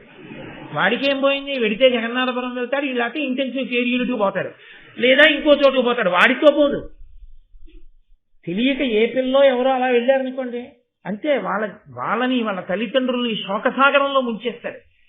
వాడి పొందేటటువంటి సంతోషం పైశాచికం, అది అర్థం లేదు అసలు. అధార్మికమైనది. ఎంతమంది పోలీసులు మీరు పెడతారు నాకు చెప్పండి? మనిషికో పోలీసుని పెడతారా? ఎంతమంది పోలీసులు నిలబడి ఎంతమందికి బోధ చేయగలరు లోకంలో? ఎవడికి వాడికి ఇంగిత జ్ఞానం ఉండాలి. మనం ఒక చోట ఒకలా వెళుతున్నామంటే మనం ఒకలా ప్రవర్తించాలన్న ఆలోచన ఉండాలి. సెల్ ఫోన్ ఉండడం తప్పు కాదు. 2 వీలర్ మీద పెడుతూ సెల్ ఫోన్ మాట్లాడే వాళ్ళని ఎంతమందిని పోలీసులు ఆపగలరు నాకు చెప్పండి? మనిషికి ఒక పోలీసుని పెట్టినా సాధ్యం కాదు. మోటార్ సైకిల్ మీద వెళ్ళేటటువంటి వాడు కుడి చేత్తో పట్టుకుని ఎడం చేత్తో సెల్ పట్టుకుంటే వాడు క్లచ్ ఎలా పట్టుకుంటాడు? వాడికి ఇంకా బండి మీద నియంత్రణ లేదు. కాబట్టి ఎప్పుడైనా వాడు పడిపోతాడు, లేదా ఎవరినో పడగొట్టేస్తాడు. ఎంత ప్రమాదమో! పెద్దవాళ్ళకి గబుక్కుని పడిపోతాయి అంటుకో ఎముకలు. వాడు ఎంత ధూర్తుడై ఇతరుల జీవితాల గురించి ఆలోచించిన వాడైతే వాడు ఒక్క నిమిషం ఆగి మాట్లాడితే ఉపద్రవం రాదు. కాసేపు అలా పక్కకి తీసి బండిని ఏం మాట్లాడాలో మాట్లాడేసి వెళ్ళిపోవచ్చు. ఒక ప్రవచనం జరిగే చోట ఎంతో మంది ఏదో పాపం తెలుసుకుందామని వస్తారు. అక్కడ నీకు సెల్ ఫోన్ ఆఫ్ చేయండి అని చెయ్యవలసిన పరిస్థితి వచ్చింది అంటే నువ్వు ధార్మిక ప్రవచనం వినడానికి రావడానికి కావలసిన కనీస అర్హతతో నువ్వు వచ్చినట్టు సభకి. ఎందుకు నీకు ఆ సెల్ ఫోను? సైలెంట్ మోడ్ లో పెట్టుకోవడం కూడా చేత కాని వాడికి సెల్ ఫోన్ పెట్టుకుని ఎందుకు వస్తావు సభకి? నీకు మళ్ళీ ఇంకోళ్ళు ప్రకటన చెయ్యాలా? దానికి ముందు కూర్చోకండి వెనక కూర్చోండి అని చెప్పాలా? అంటే మనని మనం పరిశీలించుకోగలిగినటువంటి స్థితిని కోల్పోతే ఎంతమందిని పెట్టి ఎవరిని ఎవరు మార్చగలరు చెప్పండి? ఎవరికి వాళ్ళు వివేచనతో నిలబడగలిగితే లోకం శాంతియుతంగా ఉంటుంది. ఆనాడు ప్రజలలో ఆ ధార్మిక నిష్ఠ ఉండేది. ధార్మిక నిష్ఠ యందు నేను బతకడం కాదు, నేను పక్కవాడికి అశాంతికారకంగా బతకట్లేదు కదా, నేను మర్యాదతో బ్రతుకుతున్నానా, ఇది పరిశీలనం చేసుకునేవాడు. పైగా తప్పు అని మీరంటే వాడికి ఇంకొక ఆస్తి ఏమిటో తెలిస్తే వాడు తిరగబడతాడు మీ మీద. ఎవరిని శాసించగలరు? అందుకే ధర్మం ధర్మం ధర్మం ధర్మం అలా బోధ చేస్తూనే ఉన్నాయి శాస్త్రాలు. అలా అందరూ ధర్మాన్ని పట్టుకోవడం వల్ల ఒండరుల యందు ఒకరి గురించి ఒకరు ఆలోచించారు. తన పని అయిపోయిందా లేదా కాదు, నేను ఇలా ఉంటే పక్కవాడు ఏమైపోతాడని ఆలోచించారు. పక్కవాడు ఏమైపోతాడని ఆలోచించారు కాబట్టి ప్రశాంతంగా అందరూ జీవించారు. ఇవాళ నేను దాని గురించి కోపంగా మాట్లాడుతున్నానని మీరు అనుకోకూడదు. సెల్ ఫోను ఆఫ్టర్ ఆల్ ఒక వస్తువు అండి, దానికి ఏం ప్రాణం లేదు. అది దాని తప్పు కాదు. మీరు ఇవాళ పూర్వం ఒక ట్రైన్లో స్లీపర్ కోచ్లో బెర్త్ దొరికితే కొంతసేపు నిద్రపోయేవారు. ఇవాళ మీకు నిద్ర పట్టదు, ఎప్పుడూ మోగుతూనే ఉంటాయి, ఎక్కడో సిగ్నల్ అందకపోతే తప్ప. రాత్రింబవళ్ళు ఎవడో ఒకడు హలో హలో అని అరుస్తూనే ఉంటాడు. ఏమిటి పడుకుంటాడు పాపం? అందులో వ్యాధిగ్రస్తులు ఉంటారు. ఒక్క గౌతమి ఎక్స్ప్రెస్ ఎక్కితే అందులో నిజాంసులో గుండెపోటు వస్తే చూపించుకోవడానికి నిమ్స్కి వెళ్తున్న వాళ్ళు ఉండొచ్చు, నీతో పాటు బెర్తల మీద పడుకుని. చెవిపోటుతో ఎక్కడికో వెడుతున్న వాళ్ళు ఉండొచ్చు. పగలంతా అలిసిపోయి లేకపోతే ఏదో చాలా బాధాకరమైన వాతావరణంలో ఉండి విడుతున్నవాడు ఉండొచ్చు. ఏ తండ్రో తల్లో చచ్చిపోతే వచ్చి 11వ రోజు పూర్తి చేసి ఏడుస్తూ ఉద్యోగానికి పోతున్నవాడు ఉండొచ్చు. వాడు ఆ బడలికతో కాసేపు నిద్రపోతే వాడు తెల్లవారి ప్రశాంతంగా ఉంటాడు. ఏమి 9ంటికి నువ్వు ఎందుకు సెల్ ఆఫ్ చేయవు పడుకునేటప్పుడు? రాత్రల్లా ఎందుకు నీకు సెల్ ఆన్ చేసి ఉండడం? అప్పుడు ఎందుకు నీకు ఆ పిచ్చి పాటలు? అప్పుడు రాత్రి పాటలు వినడం ఏంటంటే రాక్షసులు ప్రవర్తించినట్టు. వెంకటాచలం పెడతాడు సెల్, ఇలా ఇలా వెతికి దొంగలకి వెతికినట్టు తీసేస్తే కూడా తెలియకుండా దాచుకుపట్టి వెళ్ళిపోతున్నాడు. ఏమిటా అసలు? అది సెల్ ఫోన్ తప్ప మనుషులు తప్ప? ఒక్క సెల్ ఫోన్ ని ఆధారం చేసుకుని మనిషి పక్కవాడి గురించి ఆలోచించకుండా ఇవాళ జీవిస్తున్న జీవన విధానాన్ని మీరు పరిశీలించండి. మన పిల్లలు, చిన్న పిల్లలు స్కూల్కి వెళ్ళిపోతుంటారు. వాడు ఏదో మాట్లాడుతుంటాడు, పిల్లలకి తెలియదు. ఇలా చేయి చూపించి తిరగడం వాడికి రాదు. వాడు తప్పు చేస్తే మన్నించవచ్చు. నువ్వు ఇలా పెట్టుకుని వెళ్తున్న వాడివి నువ్వేం చేయి చూపిస్తావు? నువ్వు చేయి చూపించలేవు. పిల్లకేమైనా అయిపోతే నువ్వు తేగలవా? మళ్ళీ ఆ ఇంటికి ఆ దుఃఖాన్ని నువ్వు తీర్చగలవా? తీర్చలేవు. ఆటోలు వాళ్ళు ఎక్కించారంటారు. నిన్ను ఎక్కమని ఎవడు చెప్పాడు? భానుగుడి జంక్షన్ దగ్గర చెయ్యి పెట్టేస్తావు, ఓవర్ బ్రిడ్జ్ దగ్గర చెయ్యి పెట్టేస్తావు, 5 అడుగులు నడిచి ఆటో స్టాండ్కి వెళ్ళవు, ఎక్కడ పడితే అక్కడ చెయ్యి పెట్టి ఆపుకి ఎక్కేసి నువ్వు ఇచ్చే 4 రూపాయలకి. వాడు ఆపినా నేను ఎక్కను, స్టాండ్లో ఎక్కను వెళ్ళు అని మీరంటే ఎవడో ఏది ధార్మిక నిష్ట? ఒకటి గురించి ఆలోచించే ప్రయత్నమే లేదు, ఎవడి పని వాడి.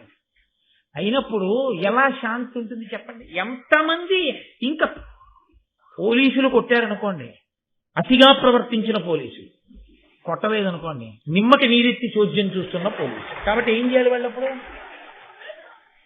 మనకి భాష ఒకటి వచ్చింది, రాయడానికి పేపర్ ఒకటి దొరికింది, కాబట్టి ఏదైనా రాయొచ్చు, ఎలా అయినా మాట్లాడచ్చు.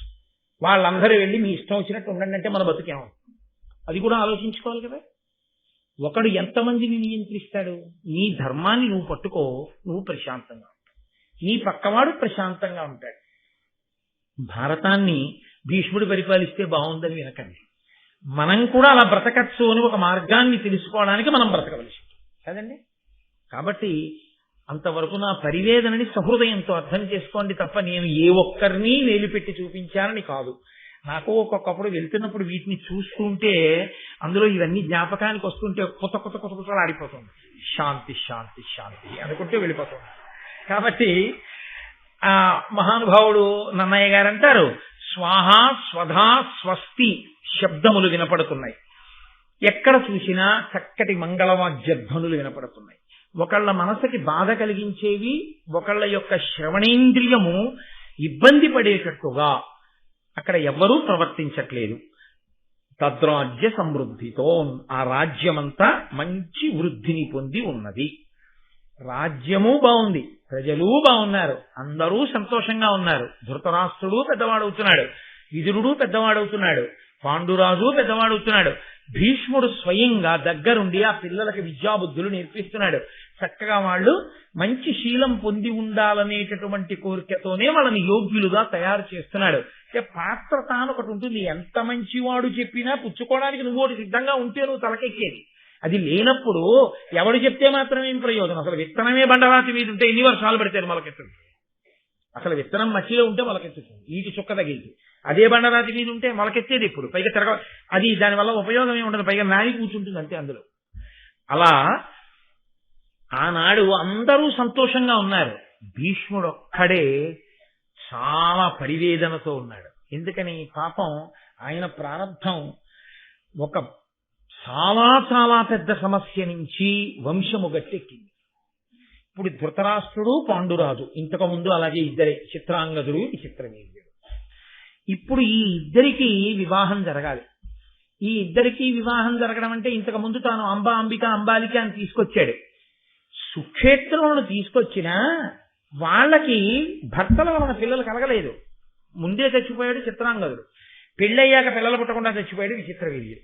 అయినా మనుష్య ఆలోచన అన్నది కొంత భద్రత కొరకు ఆలోచన చేస్తుంటుంది కదండి. ఒకసారి ఏ దెబ్బ తిన్నాడో ఆ దెబ్బ నుంచి బయటకు వచ్చే ప్రయత్నంలో ఆలోచిస్తాడు. ఒకరికి మోదం, ఇంకొకరికి శాపం. భీష్ముడి ఆలోచన ఇలా ఉంటే మహానుభావుడు గాంధార రాజు అయినటువంటి సుబలుని యొక్క కుమార్తె గాంధారి, ఆవిడ మహాసౌందర్యవతి. ఆ తల్లి హిమాలయ పర్వత ప్రాంతమునందు పరమశివుడి గురించి ఘోరమైన తపస్సు చేసింది. పరమేశ్వరుడు ప్రత్యక్షమయ్యాడు. ఒక ఆడదాని జీవితంలో ఎన్ని ఉన్నా కేవలము వాటి వల్ల తృప్తి కొంతకాలము, శాశ్వతమైనటువంటి ఆనందము, పరిపూర్ణత అమ్మతనం చేత. కాబట్టి ఆమె పరమేశ్వరుణ్ణి వరం కోరింది. అదొక చిత్రమైన వరం. నా వలన ఇంత వంశాభివృద్ధి కలగాలి అని ఆవిడంది, నాకు 101 మంది సంతానం కలిగేటట్టు పరమేశ్వర అనుగ్రహించు. సత్సంతానం అన్న మాట వాడలేకపోయిందేమో, సంతానమును కలిగేటట్టు అనుగ్రహించు. పరమేశ్వరుడు అన్నాడు తథాస్తు. ఇదే భీష్ముడికి తెలిసింది. గాంధారికి 101 మంది పిల్లలు కలిగేటట్టు వరం పొందింది. కాబట్టి వెంటనే గాంధారిని తీసుకొచ్చి ధృతరాష్ట్రుడికి ఇచ్చి పెళ్లి చేసేస్తే 101 మంది పిల్లలు పుడతారు. కాబట్టి ఇంక వంశం ఆగిపోవడం అన్న దరిద్రం ఉండదు. ఆవిడి చేసిన తపస్సు ఆవిడికే శాపమై కూర్చుంది. జాత్యంధుడికి, కళ్ళు లేని వాడికి భార్య అవడానికని మార్గం. కాబట్టి ఆయన సుబలునికి కబురు చేశాడు. మా వంశం తెలుసు, మహానుభావులు వేదవ్యాసుల వారి యొక్క అనుగ్రహంతో పుట్టిన బిడ్డలు తెలుసు, ఇదిగో ఈ ధృతరాష్ట్రునికి ఇచ్చి నీ కుమార్తెని వివాహం చేద్దాం అనుకుంటున్నాం, కాబట్టి నువ్వు నీ కుమార్తెని ఇవ్వవలసింది అని. ఈ కులము విబద్ధింపగా నాకు అభిమతము, ఏను వింటి నలినేక్షణ తానేక శతసుతుల పడయగా ఆ కన్యక వరము పడసే అటే హరుచేతన్. పరమశివుని వలన వరము పొంది 101 మంది పిల్లల్ని పొందడానికి కావలసినటువంటి యోగ్యతా సిద్ధిని పొంది ఉన్నటువంటి నీ కుమార్తె అయిన గాంధారిని నా వంశంలో జన్మించినటువంటి మహానుభావుడైన ధృతరాష్ట్రుడికి ఇచ్చి నువ్వు వివాహం చెయ్యవలసింది అని కబురు చేశాడు. కబురు చేస్తే గాంధార రాజ్యాన్ని పరిపాలించేటటువంటి రాజు ఉత్తర క్షణం అంగీకరించాడు.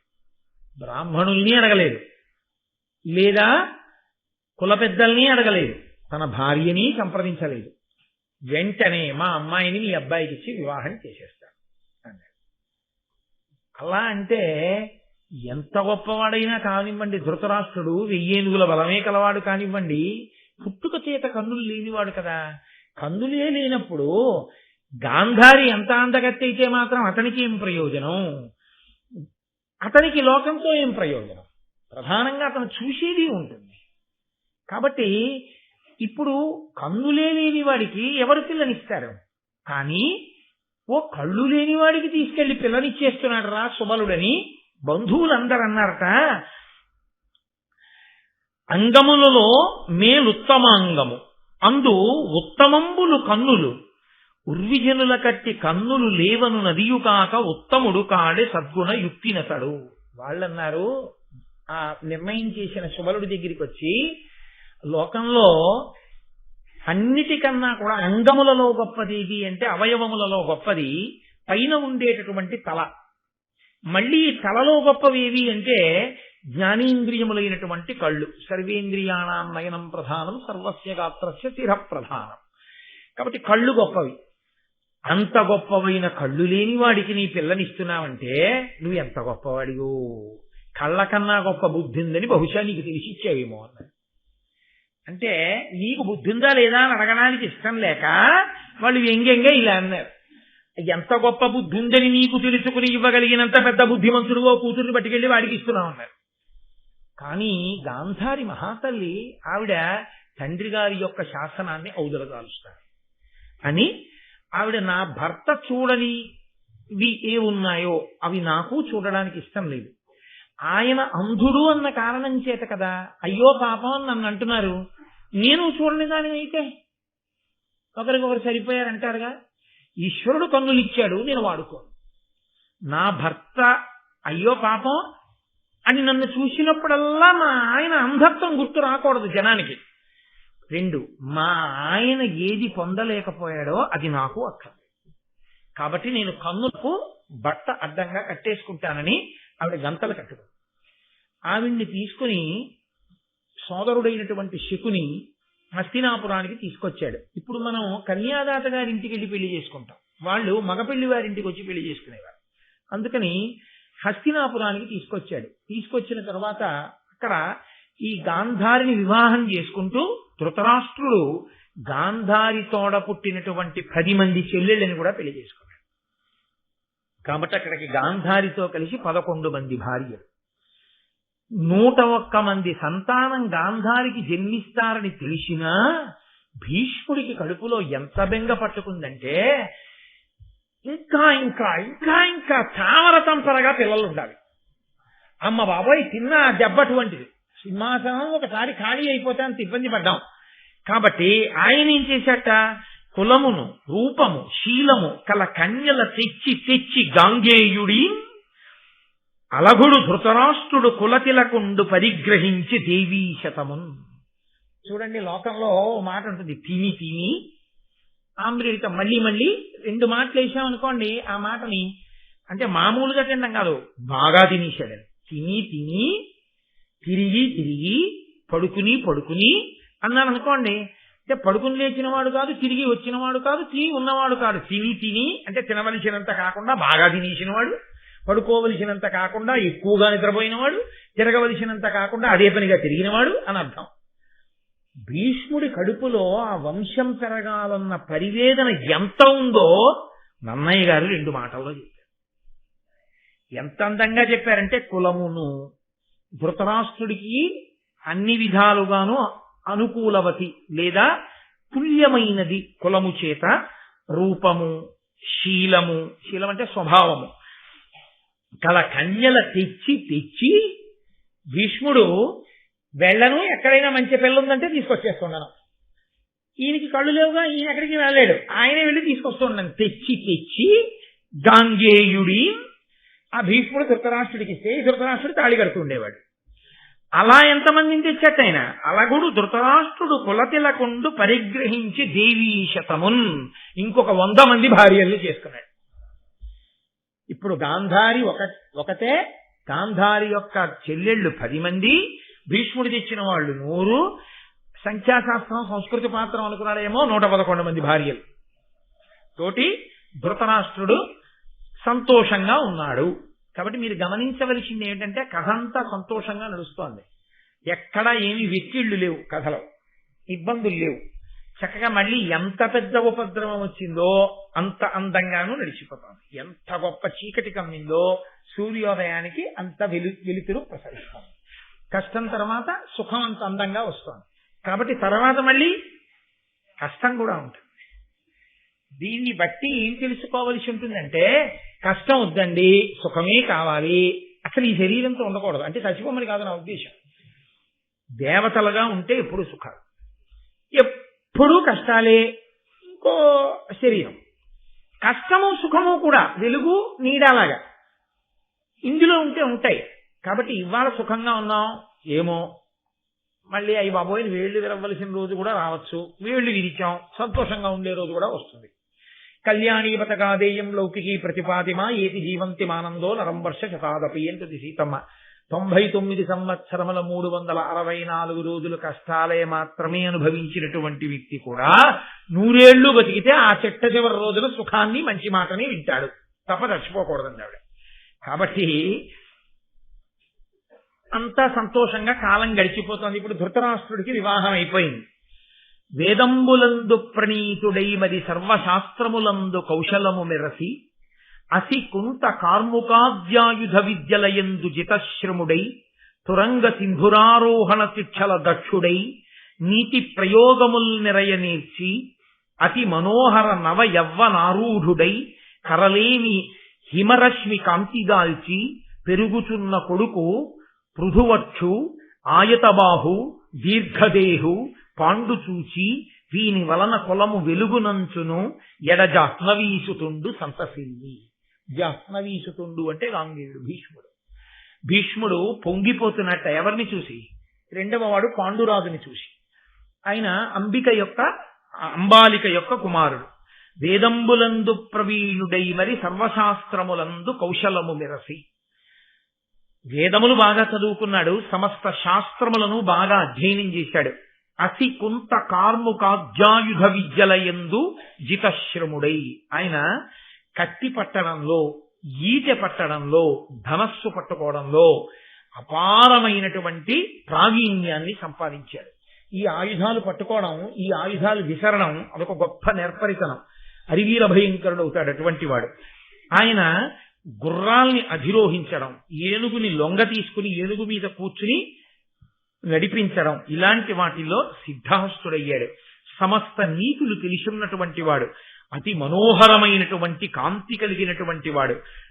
అటువంటి వాడు యవ్వనాన్ని పొంది మత్సలేనటువంటి తెల్లటి కాంతి ఎలా ఉంటుందో అటువంటి రూపంలో అందంగా ఉండగా విశాలవక్షుడై పొడుగైనటువంటి దేహంతో గొప్ప సాముద్రిక లక్షణాలతో వెలిగిపోతున్నటువంటి పాండురాజుని చూసి ఆయన అనుకున్నాడు, వీడి వలన మన వంశం ఎంతో కీర్తి పొందుతుంది, ఇంత అందమైనటువంటి రూపమున్నవాడు, ఇంత మంచి గుణములున్నవాడని జాహ్నవీసుతుడైనటువంటి భీష్ముడు పొంగిపోతున్నాడు. ఈలోగా కాసేపు ఇక్కడ ఈ విషయాన్ని ఇలా ఉంచి కుంతీదేవి యొక్క ఆఖ్యానాన్ని, ఆ ఉపాఖ్యానాన్ని మనకి వివరణ చేస్తున్నారు నన్నయ్య గారు. యాదవకల విభుడగు శూరుడను ఆతడాత్మ తనూజలయందు పెద్దదానిని అంబుజముఖి ధవళాక్షి వసుదేవ చెలియలిన్ పృథా అను చెలువన్ ప్రీతిన్ తన మేనయత్త నందనుండు అపుత్రకుడైన ఆ కుంతి భోజన కద్ధితోడ కూతుగానిచ్చిన కోమలి ఆతని ఇంట తానుండి అనేక విప్రవరుల కతిథి జనులకు అవారితముగ తండ్రి పనుపున ఇష్టాన్నదానవల చేయుచున్న దుర్వాసుడన్ సిద్ధమౌని వచ్చే అతిథి అయి భోజన వాంఛ చేసి. ఒకానొకప్పుడు యాదవ వంశంలో జనించినటువంటి వాడు రాజు, శూరుడు అనబడేటటువంటి రాజు తనకి పుట్టినటువంటి కుమార్తెలలో పెద్ద కుమార్తె, ఆమె పేరు పృథ. పృథ అనబడేటటువంటి ఆ కుమార్తె, ఆమె యొక్క అన్నగారే వసుదేవుడు. ఆ వసుదేవుని యొక్క కుమారుడే కృష్ణ భగవానుడు. అందుకే కృష్ణుడికి మేనత్త కుంతి. ఈ పృథ అనబడేటటువంటి పెద్ద కూతుర్ని తన మేనత్త కొడుకైనటువంటి వాడు, అపుత్రకుడు అంటే పిల్లలు లేనటువంటి వాడు కుంతిభోజుడు అనేటటువంటి వాడు అయ్యో నాకు సంతానం లేదని బాధపడుతుంటే ఈ శూరుడు తనకి పుట్టినటువంటి ఆడపిల్లలలో పెద్దదైనటువంటి పృథని దత్తతిచ్చాడు. నువ్వు తీసుకుని ఈ పిల్లని నీ ఇంట ఉంచుకోవయా, ఈ పిల్లని నిన్ను ధరింపచేస్తుంది అన్నాడు. లోకంలో ఈశ్వరుడు ఏది ఎందుకు చేస్తాడో తెలియదు. పిల్లలు లేనివాడు ఆయన ఆడపిల్లని తెచ్చుకుని ఆ ఆడపిల్లని పెంచుకున్నాడు. ఆ పిల్ల ఏం చేస్తుంటుంది అంటే నాన్నగారి ఇంట్లో ఉండి, నాన్నగారి ఇంట్లో అంటే కన్న తండ్రి కాడు, పెంచిన తండ్రి ఇంకా తండ్రి కాబట్టి కుంతి భోజుని యొక్క కుమార్తె కాబట్టి ఆమెకి కుంతి అని పేరు వచ్చింది. కుంతి అన్న పేరే తర్వాత ఎక్కువ వాడారు పృథ అన్న పేరు కన్నా. ఇప్పుడు ఈ కుంతి ఇంటికి వచ్చినటువంటి బ్రాహ్మణులందరికీ, అతిథులందరికీ సపర్య చేసి మర్యాద చేసి వాళ్ళందరికీ కూడా చక్కగా భోజనం పెట్టి వాళ్ళు కడుపు నిండా తిని సంతోషంగా వెళ్లే వరకు ఆవిడ సపర్య చేస్తుంది. అంటే ఇది యథార్థమునకి ఏమిటి అంటే తల్లి కుమార్తెకి నేర్పవలసినటువంటి లక్షణం. ఎందుకంటే ఇంటి అభ్యున్నతి దేని వల్ల ఉంటుంది అంటే ఇంటికి వచ్చినటువంటి మహాత్ములు సంతృప్తి చెంది వెళ్ళడం మీదే ఉంటుంది. వాళ్ళు ఇంటికి వచ్చినప్పుడు కాస్త గ్లాసులు పాలు ఇవ్వడము, అయ్యా ఏం స్నానం చేస్తారా అని అడగడము, లేకపోతే ఏమన్నా మీరు సంధ్యావందనం వేళ అయింది సంధ్యావందనం చేసుకుంటారా, మీకు ఓ అర్ఘ్యపాత్ర ఓ ఆచమన పాత్ర అక్కడ పెట్టనా అని అడగడము, కాస్త చెయ్యడం ఆడపిల్లకి నేర్పకపోతే ఆ ఆడపిల్ల రేపు పొద్దున్న తన మెట్టినింటిని తను పుట్టినింటిని ఉద్ధరించుకోవడం చేతకానిదైపోతుంది. కాబట్టి తల్లి ఆ ధార్మిక మార్గాన్ని కూతురికి నేర్పుతుంది, దగ్గరుండి సేవ చేయిస్తుంది. కానీ విచిత్రం ఏమిటంటే ఒకానొక రోజున కుంతిభోజుడింటికి దుర్వాసో మహర్షి వచ్చారు. దుర్వాసో మహర్షి శివాంశ సంభూతుడు, సామాన్యుడు కాడు, త్రికాలవేది, భూత భవిష్యత్ వర్తమాన కాలములు తెలుసున్నవాడు, మహానుభావుడు, ఎంత కోపం ఉన్నవాడో అంత వరప్రదాత. కాబట్టి ఆయన వచ్చాడు. ఇప్పుడు ఆయన వచ్చాడు అంటే ఆయనని జాగ్రత్తగా చూసుకోగలిగినటువంటి వారిని అక్కడ పెట్టాలి.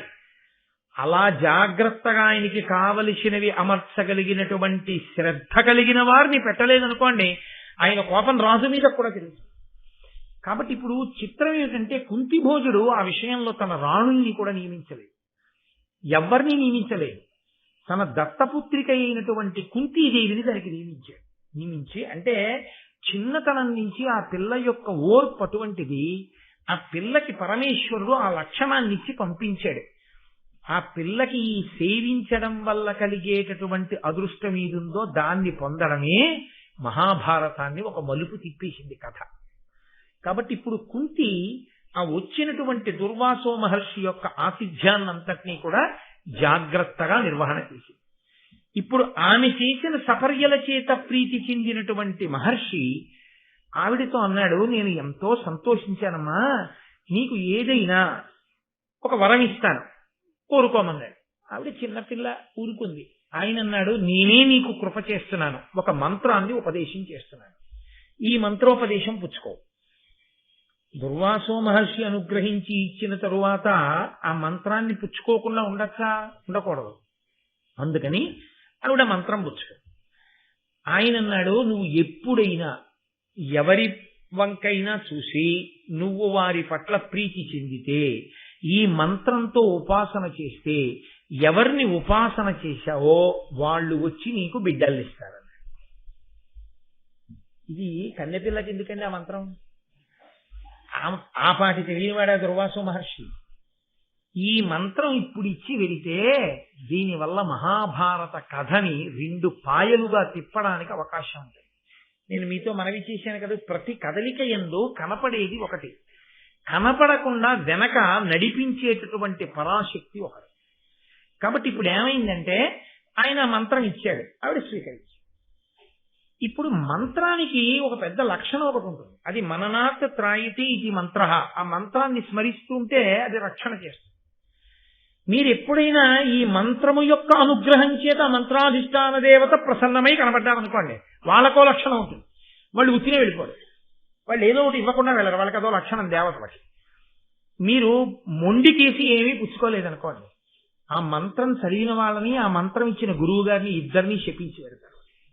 ఏదో ఒకటి ఇవ్వాలిగా, ఇది పుచ్చుకోలేరు కాబట్టి ఇచ్చిన వాడిని పుచ్చుకున్న వాడిని ఇద్దరిని శపిస్తారు. ఇప్పుడు ఈ పిల్ల ఏదో మంత్రం ఇచ్చాడు, ఎవరిని చూసి నమస్కారం చేసి ఈ మంత్రం చెప్పినా వాళ్ళు వచ్చి పిల్లల్ని ఇస్తారన్నాడు, ఏమి చమత్కారం అనుకుని ఊరుకుంది. పాపం అయ్యి బాబా ఇలాంటి ప్రయోగాలు మనం ఎందుకు చేయాలి, లేనిపోని ప్రమాదం అని ఊరుకుంది. కొంతకాలం అయిపోయిన తర్వాత ఆ పిల్ల ఒక రోజు ప్రాతకాలంలో గంగానదిలో స్నానం చేయడం కోసం వెళ్ళింది. ఒక్కతే వెళ్ళింది. ఇప్పుడు ఆ అమ్మాయికి చిన్న ధైర్యం వచ్చింది, నా పక్కన ఎవరు లేరు, ఇంకా నగరంలో వాళ్ళు కూడా ఎవరూ మేల్కొని ఇక్కడ లేరు. సూర్యోదయం అవుతోందన్న మాట మీరు సామాన్యంగా తీసుకుంటే నేను ఒప్పుకోను. సూర్యోదయం అనేటటువంటిది మీరు జీవితంలో ఎప్పుడైనా అనుభవిస్తేనే, సూర్యోదయం అన్నది ఎప్పుడైనా వర్ణన చేసినప్పుడు మీరు లోపల సంతోషాన్ని పొందగలరు. ఎప్పుడైనా అటువంటి ప్రసన్నమైనటువంటి మనస్సుతో భగవద్భక్తితో సూర్యోదయాన్ని మీరు వీక్షించాలి. సూర్యోదయాన్ని వీక్షించడం అంటే ఎక్కడ పడితే అక్కడ వీక్షిస్తే అందం ఉండదు. ఎక్కడ సముద్రం ఉంటుందో ఆ సముద్రం ఉన్న ఊళ్ళో మీరు ఆ ఇసుకలో కూర్చుని సూర్యోదయాన్ని చూస్తేనే ఆ అందం. విశాఖపట్నంలో ఉపన్యాసాలు చెప్పడానికి వెళ్ళాలి అంటే నాకు అత్యంత ప్రీతికి కారణం, విశాఖపట్నంలో ఏదో ఒక రోజు తప్పకుండా తెల్లవారుజామున వెళ్ళి సముద్రపుట్టుని ఇసుకలో కూర్చుని ఆ సూర్యోదయాన్ని చూడడం కోసం వెళుతూ ఉంటాను. అసలు నిజంగా అది నోటి మాటలతో చెప్పేది కాదు, అంత అద్భుతమే ఆవిష్కరింపబడుతుంది. పూర్వదిక్కునందు అసలు ఆయన వస్తున్నప్పుడు ఉంటుంది, ఎక్కడికి వస్తున్నాడో మీరు పట్టుకోవడానికి కొద్ది క్షణాల సమయం ఇస్తాడు. ఎక్కడికి వస్తున్నాడో పట్టుకునే లోపల వెలుతురు వస్తుంది. నిజంగా ఏదో చేతులు ఇట్నుంచి చాచి అటువైపుకు పట్టుకున్నట్టు ఆ వచ్చే ముందే తూర్పు దిక్కు నుంచి పశ్చిమ దిక్కు వరకు ఎరుపు పడుతుంది. అది ఒక్క ఆకాశంలో పడుతుంది, సముద్రం మీద పడదు. అది విచిత్రం ఆ ఎరుపు. ఆయన వస్తాడు, వచ్చి మొదట గోచరించినప్పుడు స్ఫుటంగా పెట్టుకున్న కుంకం బొట్టు ఎలా ఉంటుందో అలా వస్తాడు. అసలు ఆ రూపం చూసి తీరాలి, కొద్ది క్షణములు ఉంటుందంతే. ఆ ఎరుపుతనం వచ్చినప్పుడు మాత్రం నీటి మీద ఆయన ఎక్కడ ఉదయించాడో అక్కడి నుంచి మీరు కూర్చున్న వరకు ఎర్ర సారిక ఒకటి పడుతుంది. దట్టమై అది ఆ నీళ్లు కదులుతుంటే ఎర్ర సారిక అందం ఉంటుంది. ఎంత అందం అంతే. కొద్ది క్షణాల్లో నారింజ రంగులోకి వెళ్ళిపోతాడు. ఆ నారింజ రంగులోకి వెళ్ళిపోతే నీటి మీద ఉన్న ఎరుపుతనం కరిగిపోవడం మొదలైపోతుంది. మెల్లిగా వ్యాప్తి చెంది ముగ్గు చెరిగిపోయినట్టు మెల్లగా చెరిగిపోతుంది. అంతే, నారింజ రంగులోంచి బంగారం రంగులోకి వెళ్ళిపోతాడు. అంతే, ఇక మీరు ఈ కంటితో ఇలా చూడలేదు. గుండ్రంగా ఏదో బ్లేడు పెట్టి కాగితాన్ని కోస్తే ఎలా ఉంటుందో ఆకాశం మధ్యలో అలా వస్తాడు. ఇంకక్కడి నుంచి దుర్నిరీక్షుడు, ఇక చూడడం కుదరదు. వెలుతురు వస్తుంటే జాలరుల జీవితం, వాళ్ళ వలని పట్టుకునే విధానం, వాళ్ళు దాన్ని ఒడిచి కింద నుంచి పట్టుకుని రావడం, తెలియని వాడు మధ్యలోకి వెళ్ళి ఆ వలపైకి ఎత్తుతాడు. వాళ్ళు పెద్ద పెద్ద కేకలేస్తారు, ఎత్తకు నీళ్ళలోకి దూరిపోతాయి. కొన్ని ఎగిరి పడిపోతుంటాయి మెరుపుల్లాగా. అరే దూకేసిందిరా అంటుంటాడు. ఆ వల తీసుకురావడం. నిజంగా సూర్యోదయంలో ఇన్ని వింతలు, ఇన్ని చిత్రాలు ఉంటాయా అనిపిస్తుంది. అనుభవించి తీరాలి. కాబట్టి కుంతి వెళ్ళింది గంగానదీ తీరానికి, వెళ్ళి సూర్యోదయాత్పూర్వ స్నానమునకు వెళ్ళింది. సూర్యోదయం అవుతోంది కాబట్టి ఆవిడ మనసును ఆకర్షించింది. ఆవిడ చూసింది అలా సూర్యబింబం వంక. అంతే, నేనే 4 మాటలు చేతకాని వాడిని సూర్యోదయం గురించి అలా చెప్తే ఇంకా కుంతి ఎంత అనుభవించుంటుందండి మహాతల్లి. ఆవిడ ఆ అనుభవం చేత ఆనందపడింది. అబ్బా, ఏమి ప్రకాశం రా, వెలుగుల ముద్ద మహానుభావుడు. ఇటువంటి సూర్య భగవాను బిడ్డని నిమ్మని అడిగితే ఇంత వెలుతురున్న పిల్లవాడు వస్తాడా అని. ఎవ్వరు లేరుగా, చూద్దాం. బాల్య చాపల్యము ఈ దోషం కట్టి కుడిపేసింది. ఇది సత్యవతీదేవికి కూడా కన్యాత్వమునందు పుట్టాడు వ్యాసుడు, కానీ ఆవిడికి అలా చాపల్యం లేదు, పరాశర అనుగ్రహం అక్కడ. ఇక్కడ ఈవిడ ఆ సూర్య భగవాను చూసింది. ఆ మంత్రము తనదగు హృదయమున ఆ కన్య నిలిపి ఆదిత్యున కర్జనెత్తి నాకు ఇమ్ము ప్రియమ్మున నీయట్టి పుత్రున అంబుజమిత్ర, ఓ అంబుజమిత్ర అర్ఘ్యమిస్తూ ఎంత విలుతురుతో ఉన్నాడు రా మహానుభావుడని, నీలాంటి కొడుకునియ్యి అంది మంత్రం చదివి. దుర్వాసో మహర్షి ఇచ్చినటువంటి మంత్రం దాని ప్రభావాన్ని అది చూపించేస్తుంది అంతే. అక్కడ ఎంత వెలుతురుతో ఉన్నాడో అలా నడిచి వచ్చాడనుకోండి, కూర్చి నిలబడగలరా? నిలబడలేదు. అని కేలుముగిచి నిలచిన వనజాయత నేత్ర కడకు వచ్చెను గగనంబు నుండి కమలమిత్రుడు తన తీవ్ర కరత్వ ముడిగి తరుణద్యుతితో. ఆమె ఇలా 2 చేతులు ముడిచి తామర మొగ్గ పెట్టినట్టుగా పెట్టి నమస్కరించి నాకు కుమారుణ్ణియే అని అడగగానే తన విశేషమైనటువంటి తేజస్సుని ఉపసంహారం చేసి తరుణమైన కాంతితో, అంటే చూడగానే అబ్బా అనిపించే కాంతితో సూర్య భగవానుడు గగనమండలం నుంచి దిగి నడిచి ఎదురుగుండా వచ్చి నిలబడ్డాడు. నిలబడి పిల్ల కుమారుణ్ణి అడిగావు కదా ఇస్తానన్నాడు. అడిగిపోయింది. అమ్మ బాబోయ్, నేను కన్యని, నాకిప్పుడు ఇటువంటి కుమారుడు పుడితే ఎలా అని వెంటనే సూర్యుడితో అంది. ఎరుకలేమి చేసి ఇంతులెప్పుడు అపరాధయుతలు సాపరాధలైన వారి కరుణ ఎల్లవారును రక్షింతురనుచు సూర్యునకు లతాంగి మ్రొక్కే. ఆడపిల్లని కదండి, తెలియక గబుక్కు నమస్కారం చేసి దుర్వాసో మహర్షి ఇచ్చారు కదా అని మంత్రం చెప్పారు. కానీ అయ్య బాబోయ్, నాది తప్పే, అలా చదవకూడదు, అలా మిమ్మల్ని పిలిచి పిల్లాన్ని మిమ్మల్ని అడగకూడదు. నేను తెలియక బాల్య చాపల్యంతో పిలిచేశాను, నేను చేసిన తప్పు మన్నించండి, నాకు వద్దు పిల్లాడు. ఎందుకని? ఆవిడికి పిల్లాడు కలగకూడదని కాదు ఆవిడ బాధ. ఇప్పుడు పిల్లాడు కలిగితే కన్యాగర్భం, ఏమని తలెత్తుకు తిరుగుతుంది? ఆ పిల్లాడికి ఏది భవిష్యత్తు?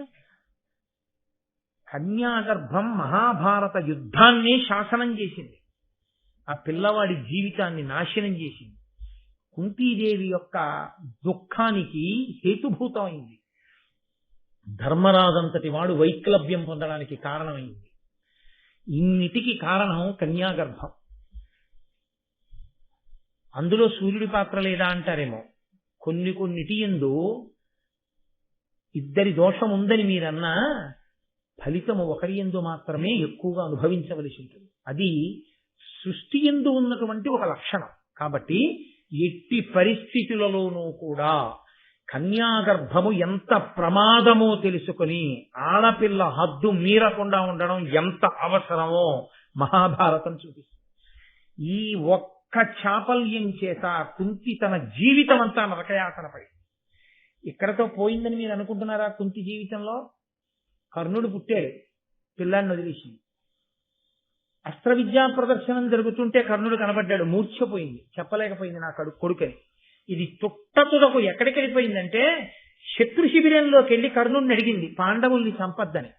ఆయన అన్నాడు, ఏమ్మా నీ కొడుకుని కానా, నన్ను చంపద్దని అడిగావంటే నేను చచ్చిపోవచ్చు కదా, సరే నీకు ఎప్పుడైనా 5 పాండవులు, నాతో కలిపి 5 అర్జునుడితో కలిపి 5 ఉంటారు. 4 నా కంట పడ్డా నాకు దొరికినా చంపను. ధర్మరాజుని, భీముణ్ణి, నకులుణ్ణి, సహదేవుణ్ణి విడిచిపెడతాను, అర్జునుణ్ణి మాత్రం విడిచిపెట్టాను. నన్ను నమ్ముకున్నాడు దుర్యోధనుడు, అర్జునుడి చేతిలో నేను పోయినా నీకు 5 పాండవులు. కాబట్టి అమ్మ 5 పాండవులు ఉంటారు, నీ కడుపున పుట్టిన 4 చెనకను అని మాటిచ్చాడు. చిట్ట చివరికి తానే మరణించాడు. అంతా యుద్ధం అయిపోయాక ఒక ఉన్నతమైన ఆసనంలో ధృతరాష్ట్రుణ్ణి, ఒక ఆసనంలో ధర్మరాజుని కూర్చోబెట్టి బ్రాహ్మణులు పేర్లు చదువుతున్నారు. ఒక్కొక్క పేరు చదివి ఎవరికి బంధువు అని అడుగుతున్నారు. తన బంధువైతే ధృతరాష్ట్రుడు విడిచిపెట్టాడు తిలోదకాల్ని, తన బంధువైతే ధర్మరాజు విడిచిపెట్టాడు. కర్ణుడు అన్నాడు, నా బంధువు కాడన్నాడు ధృతరాష్ట్రుడు, నా బంధువు కాడన్నాడు అర్జునుడు. ఆఖరికి చచ్చిపోయి తిలోదకాలు లేవని అప్పుడు ఏడిచింది కుంతి. వాడు నా కొడుకే కన్యాగర్భం, చెప్పుకోలేకపోయానండి. ధర్మరాజు అన్నాడు, ఈ మాట ముందు చెప్పి ఉంటే ఆయన కూడా పాండురాజు కొడుకు కిందే వస్తాడు. ఎందుకంటే తన భార్య వివాహపూర్వము జనించి ఉంటే భర్తకి కొడుకు అయిపోతాడు, కన్యాపుత్రుడు. నీకు కొడుకైనందుకు, నాకు అన్నగారైనందుకు అమ్మ నీ రాజ్యం తీసుకోను, కర్ణుడి సింహాసనం మీద కూర్చోపెట్టేవాడిని. నువ్వు చెప్పక దాచడం వల్ల అన్నగారు చచ్చిపోయాడు. అన్నం చంపేసిన పాపం వచ్చింది నాకు. పాపం రావడం కాదు, తెలియదు ధర్మరాజుకి, కానీ అన్నయ్యని చంపేశాం. ఆడదాని నోటిలో నువ్వు గింజ నానినంతసేపు కూడా నిజము దాగకుండుగాక. ఇన్ని కష్టాలు పడ్డ కుంతి చివరికి ఏం పొందింది? ధర్మరాజు వల్ల శాపం పొందింది. కన్యాగర్భం కట్టి కుడుపుతుంది సుమా. ఒక్క చిన్న పొరపాటు, ఇంకొకటి పర్వాలేదు, కన్యాగర్భము అత్యంత ప్రమాదకరము. అందుకే ఇది చెప్పిన జాతికి మనం వారసులం, కానీ పెళ్లి కాకముందు వ్యాలంటైన్స్ డే చేసుకునేటటువంటి సంస్కృతికి మనం వారసులం కావు. కాబట్టి ఇది పిల్లలకి నేర్పమని చెప్పాం, కానీ వ్యాలంటైన్స్ డే పెద్దవాళ్లే నేర్పి తర్వాత వచ్చేదానికి దిక్కుమాలిన ఏడుపులు ఏడవమని మన భారతం మనకి నేర్పదు. కాబట్టి కుంతి పరివేదన చెంది ఏను మంత్రశక్తి ఎరుగక కోరితి అన్య ఇదియు కొరగాదు నాకు గర్భమైన నా తల్లిదండ్రులు చుట్టములను నన్ను చూచి నగరే. అయ్యో నాకు తెలీదు, మంత్రశక్తి అంటే ఏమిటో కూడా నాకు తెలియక దుర్వాసో మహర్షి ఇచ్చారు కదా అని చదివేశాను. ఇప్పుడు నాకు గర్భమైతే, నేను గర్భిణిని ఇంటికెడితే నా తల్లిదండ్రులు నవ్వరు, నా బంధువులు నవ్వరు, నేను నలుగురిలో నవ్వుల పాలైపోను. అందుకుని నాకు పిల్లవాడొద్దు. ఇప్పుడు వేడుకుంటోంది పిల్లలు వద్దని. ఈ వేడుకుంటున్న స్థితిలో ఆయన అన్నాడు, సూర్య భగవానుడు, మాకు ఒక నియమం ఉంది. ఇప్పుడు మంత్రజపం చేసి నువ్వు నన్ను పిలిచినప్పుడు నేను కనపడితే నిన్ను అనుగ్రహించి తీరవలసిందే. అది మా నియమం. అలా పోన్లే అమ్మా అని నేను వెళ్ళిపోకూడదు, అది కుదరదు అలాగా. కాబట్టి నీకు బిడ్డని ఇస్తాను. కానీ నీకేమిటి భయం? ఇప్పుడు తెలియక నిజమే మంత్రజపం చేశావు. గర్భిణివైతే కదా నువ్వు బెంగ పెట్టుకుంటున్నావు. సజ్జగర్భమునందు బిడ్డని ఇస్తాను. ఇక్కడే కుమారుడు లభిస్తాడు నీకు. కానీ నీ కన్యాత్వమునకు కూడా భంగపాటు రాదు. కాబట్టి నువ్వు వేరొకరిని వివాహం చేసుకున్న తర్వాత నీకు దోషం ఏమీ సంక్రమించదు. నీ కన్యాత్వం అలాగే ఉంటుంది. ఉండేటట్టుగా నీకు సజ్జగర్భంలో బిడ్డని ఇస్తాను. అంతవరకు నేను నీకు ఉపకారం చేయగలను తప్ప, నువ్వు ఒకసారి మంత్రం చదివేసిన తర్వాత, నేను వచ్చేసిన తర్వాత, దర్శనం ఇచ్చేసిన తర్వాత ఇంకా ఇప్పుడు ఆ మంత్ర ఫలితాన్ని ఇవ్వద్దు అంటే మాత్రం ఇవ్వకుండా ఆపగలగడం మంత్రాధిష్టాన దేవతగా నా పరిధిలో లేని విషయం. ఇల్లు అంటుకుపోయిన తర్వాత అయ్యయ్యో ఇంకెప్పుడు స్టవ్ అలా వెలిగించనండి, మంట ఆరిపోతే ఆరుతుందా, కాలిపోతున్న చూడ ఆర్పుకోవాలంటే తప్ప కుదరదు. కొన్ని పరిణామాలు అలా ఉంటాయి అంతే. కాబట్టి సద్యగర్భంలో కుమారుణ్ణి ఇస్తానన్నాడు. ఎటువంటి వాడు పుట్టాడో తెలుసా అండి? ఇది కన్యాగర్భం కాకపోయి ఉంటే కర్ణుడి సింహాసనం మీద కూర్చుని యావత్ భూమండలాన్ని పరిపాలించవలసిన వాడు. అంతటి తేజోవంతుడు, మహాభారతం మొత్తం మీద అంతటి తేజోవంతుడై సహజంగా పుట్టుకతో అలా పుట్టాడు. సాక్షాత్ సూర్యనారాయణుని యొక్క కుమారుడు. కానీ ఇందులోనే మళ్ళీ ఒక రహస్యం, ఇలా పుట్టేటట్టు ఎందుకు చేయాలండి దేవతలు? ఇలా పుడితే తప్ప ఈయన దుర్యోధనుడి వైపుకు వెళ్ళడు. ఈయన దుర్యోధనుడి వైపుకు వెడితే తప్ప అర్జునుడిని చంపేవాడిని నా దగ్గర ఉన్నాడని దుర్యోధనుడు నమ్మడం. దుర్యోధనుడు నమ్మితే తప్ప యుద్ధానికి రాడు. యుద్ధానికి వస్తే తప్ప దుర్యోధనుడితో వచ్చినటువంటి శత్రువులు, ధర్మాన్ని పాడు చేసే వాళ్ళందరూ పాండవుల చేతిలో చావరు. కాబట్టి యుద్ధానికి వచ్చేట్టు చేయాలంటే కర్ణుడు అటువైపు ఉండేటట్టు చేయాలి. అది దైవశక్తి. కానీ భూత భవిష్యత్ వర్తమాన కాలములు ఎరిగిన దుర్వాసో మహర్షి అందుకని ఆవిడికి ఆ ఉపదేశం చేశాడు. అది ఫలించి ఇప్పుడు సలలితమైన పుట్టు కవచంబు నిసర్గజమైన కుండలంబుల యుగళంబు నొప్పగా సుపుత్రుడు కర్ణుడు పుట్టే సూర్యమండలముక భూతలంబున బెగడంబై దీప్తి సహస్రకంబుతో వెలుగడునా నిజద్యుతి సవిస్తర లీల వెలుంగుచుండగన్. ఆకాశంలో ఉండేటటువంటి ఆ వెలుగుల లోకం భూమి మీదకి వచ్చిందా అన్నట్లుగా విరిసిపోతున్నటువంటి సహజమైన కవచంతో, రెండు చెవులకి కుండలములతో మహానుభావుడై గొప్ప తేజోవంతుడై కర్ణుడు జన్మించాడు. వెంటనే ఆ పిల్లవాణ్ణి చూసుకుని ఆ కుంతి ఏడిచావిడంది, ఏల అమ్ముని నాకు ఇచ్చే ఈ మంత్రము. తన కొడుకు అని ఆ పిల్లాన్ని చూడగానే అబ్బా ఏమి తేజోమూర్తి, కానీ నా కొడుకు అని చెప్పుకోలేను, ఇది నా దౌర్భాగ్యం. నా కొడుకు అని చెప్పుకోలేను, నా కొడుకు కాడు అని విడిచిపెట్టి వెళ్ళిపోలేను. ఎలా? కాబట్టి ఎలా అమ్ముని నాకు ఇచ్చే ఈ మంత్రము. అసలు దుర్వాసో మహర్షి నాకు ఈ మంత్రం ఎందుకు ఇచ్చినట్టు? ఈ మంత్రశక్తియే ఎరుండంగా వేడి ఏల పుత్రకు కోరి ఎంతయు భక్తిని తలంచి ప్రీతి ఇనుడును నాకు నేల సద్యోగభమిచ్చే కుమారుడేల అప్పుడు ఉదయించే ఇంకెట్టు ఈ లోక పరివాదమే నుడిగింతు ఇంతకు ఇంతయు నెరుగరే జనులు అని ఆవిడంది. అయ్యయ్యో, నేను ఏదో కష్టపడి భోజనం పెట్టి సఫర్య చేస్తే ఇంకొకటి ఇవ్వడం కాదు, దుర్వాసో మహర్షి నాకు ఈ వరం ఇవ్వడం ఏమిటి, ఈ మంత్రం ఇవ్వడం ఏమిటి? ఇచ్చాడు పో. గంగా స్నానానికి వెళ్ళిన దాన్ని సూర్య భగవాను చేసి నమస్కారం చేసి ఇంటికి వెళ్లకుండా ఈ మంత్రం చెప్పి పిల్లాన్ని ఇమ్మంటే మంత్రశక్తిని అవమానించినట్టు ఎవలా నిజంగా ఇవ్వకపోతే? కాబట్టి నేను ఆ మంత్రం చెప్పి పిల్లాన్ని ఇమ్మన్నాను. సూర్య భగవానుడు వచ్చి కవచకుండలాలతో ఉన్నటువంటి ఈ దివ్యమైనటువంటి తేజోమూర్తిని నాకు పిల్లాడిగా ఇవ్వడం ఏమిటి? ఈ బాలు నెత్తుకొని ఇంటికి కన్న నన్నున్న బంధువులందరూ మనంబున ఏమనరు? ఇట్లీ బాల సూర్యని భునెట్టులడించిపోవంగా బుద్ధి పుట్టునని కన్యమనంబులోనన్. ఈ పిల్లాన్నెత్తుకుని ఇంటికెడదామా? అందరూ బంధువులు, తల్లి, తండ్రి అందరూ నిద్ర చేస్తారు, తలెత్తుకు తిరగలేను. ఈ పిల్లాన్ని ఇక్కడ విడిచిపెట్టి వెళ్ళిపోదామా? వీడు నా కొడుకు అన్న భావన కలగగానే నేను వీడిని విడిచిపెట్టి వెళ్ళలేకపోతున్నాను. ఎలా? ఇప్పుడు పెద్ద సంకటంలో పడిపోయాను, తెల్లవారిపోతుంది. ప్రజలు గంగానది ఒడ్డుకు వస్తారు పనుల మీద. బట్టలు తుక్కునే వాళ్ళు ఉంటారు, స్నానం చేసేవాళ్ళు ఉంటారు, నీళ్లు పట్టుకెళ్లే వాళ్ళు ఉంటారు. ఈ విషయం తెలిస్తే ఇంకేమైనా ఉందా అని హడిలిపోతుంటే మళ్లీ సూర్య భగవానుడు ఆదుకున్నాడు. రత్నములు, బంగారము పెట్టబడినటువంటి ఒక మందసాన్ని, ఒక అందమైనటువంటి పెట్టె సూర్య భగవానుడు ఆ నది మీద వచ్చేటట్టుగా చేశాడు. ఆ నది మీద పెట్టె వచ్చింది. కుంతి విడిచిపెట్టలేక ఎవరైనా చూసేస్తారేమోనన్న తొందరలో ఇంకొక్క మాట చూసి కూడా ముద్దు పెట్టుకోలేక ఆ పిల్లవాణ్ణి రత్నాలతో బంగారంతో ఉన్నటువంటి ఆ పెట్టెలో పెట్టి మూత పెట్టి గంగానదీ ప్రవాహంలో విడిచిపెట్టి ఇంటికి వెళ్ళిపోయాడు. విడిచిపెట్టడం అంటే పెట్టెలో విడిచిపెట్టి వెళ్ళిపోయింది, కానీ ఆవిడ మనసులో ఈ ఘాటు ఉండిపోయిందా లేదా?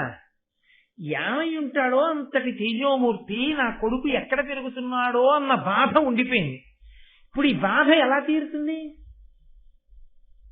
ఇన్ని గుణాల ఉన్న కుంతి ఒక గొప్ప వ్యక్తికి భార్య అయి ఈ మాట ఇలాంటి ఇబ్బంది లేకుండా భర్త వలన ఓ కొడుకుని కందనుకోండి, అమ్మయ్య అప్పుడు కొడుకును వదిలేసుకున్నాను, ఇప్పుడు ఓ కొడుకు పుట్టారని సంతోషంగా పిల్లాన్ని ఎత్తుకుని ఆడుకుని ఆ విషయాన్ని మర్చిపోతుంది. ఒక భర్త యొక్క అనునయం చేత మర్చిపోతుంది కదండి. అందుకని ఆవిడ ఖేదంతో ఇంటికి వెళ్ళిపోయింది. ఈ పెట్టె ఘనభుజుండు రాధయను దాని పతి ఒక్క సూతుడరుదించి చూచి రత్న పుంజ భరితమైన మంజసలోనున్న కొడుకు దానితోన కొలుచు వచ్చి. సూతుడు అంటే రథాన్ని నడిపేటటువంటి వాడు. ఆయన ఎందుకో ఆ నది ఒడ్డుకు వచ్చాడు. ఆ నీటి మీద వెళ్ళిపోతుంది ఆ పెట్టె. లోపల పడుకున్నటువంటి కర్ణుడి తేజస్సు చేత, బంగారము రత్నముల చేత పెట్టె కాంతులను వెదజల్లుతోంది. ఆ పెట్టెని చూసి ఆశ్చర్యపోయి అతను ఆ నదిలోకి వెళ్లి ఆ పెట్టెని తీసుకొచ్చి పెట్టె మూత తీసి చూస్తే లోపల బంగారు రత్నాలు పిల్లవాడు కనబడ్డారు. తన భార్యకు రాధకు ఇచ్చిన అదియును గరము సంతసిల్లి కుమారుంగని సన్నులు సేపి ముదంబున బెనిచెను సుహృదులెట్టి పుణ్యమో అనగన్. ఆ తల్లి ఆ రాధ అనబడేటటువంటిది ఈ సూతుని యొక్క భార్య.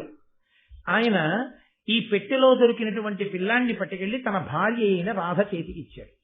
ఆవిడ ఆ పిల్లవాడిని తీసుకుని ఎంత సంతోషమో, నా అదృష్టం, నాకు ఇలాంటి పిల్లాడు పుట్టాడు, సహజ కవచ కుండలాలతో ఉన్న పిల్లవాడు నాకు దొరికి ఆ కారణం చేత నాకు పుట్టిన పిల్లవాడితో సమానమయ్యాడని పొంగిపోయి మాతృత్వం పెళ్ళుపుకగా ఆమె ఆ పిల్లవాడికి స్తన్యమిచ్చి పెంచి పెద్ద చేసి పోషిస్తోంది. కాబట్టి కర్ణుడు పుట్టినది కుంతికి, పెరుగుతున్నది సూతపుత్రుడిగా పెరుగుతున్నాడు అక్కడ. ఆ కుంతీదేవి ఎన్ని గొప్ప గుణములతో కూడినదంటే, యదుకుల విమల పయోనిధి సుధాకర రేఖ కమనీయ కాంతి నిలయ అనవరతాన్నదానాభి తర్పిత ముని విప్ర జనాశ్రీ పవిత్రమూర్తి వినయాభిమాన వివేక సౌజన్యాది సదమల గుణరత్న జన్మభూమి పరమ పతివ్రతాభరణాభిశోభిత దామరసేక్షణ దాల్మియందు పృథివి పోలినదాని పృథ అను కన్యక అధిక వీరుడై స్వయంవరమునబడసి పర నరేంద్ర పరిభావి పాండు భూపరుడు పేర్మితో వివాహమయ్యే. ఆ కుంతీదేవి ఆ పాల సముద్రంలో పుట్టినటువంటి చంద్రుడు ఎటువంటి వాడో ఆమె అంత అందమైనటువంటిది, గొప్ప కాంతి కలిగినది, నిత్యము అతిథులకు అన్నం పెట్టడంలో చాలా సంతోషమును పొందేటటువంటి వ్యక్తి, ఎందరో బ్రాహ్మణుల చేత ప్రతిరోజు ఆశీర్వచనములు పొందిన తల్లి, వినయము, అభిమానము, వివేకము, సౌజన్యము మొదలైనటువంటి గొప్ప గుణములు కలిగినటువంటిది, పరమ పాతివ్రత్యము కలిగినటువంటిది, తామర రేకులు ఎలా ఉంటాయో అటువంటి కన్నులు కలిగినటువంటిది, ఓర్పు యందు భూదేవి లాంటిది, ప్రధానబడేటటువంటి ఈ కుంతిని స్వయంవరంలో పాండురాజు గారు గెలుచుకుని తనకి భార్యగా చేసుకున్నాడు. కాబట్టి ఇప్పుడు కుంతి మనస్సుకి కలిగినటువంటి గాయము కొంత ఉపశాంతి పొందినది. ఎందుకని? మహానుభావుడైనటువంటి పాండురాజుకి భార్య అయినది. ఆయనే సామాన్యుడు కాడు. పాండురాజు ఇటువంటి వాడు అన్నది మీరు ఇందాకనే విన్నారు.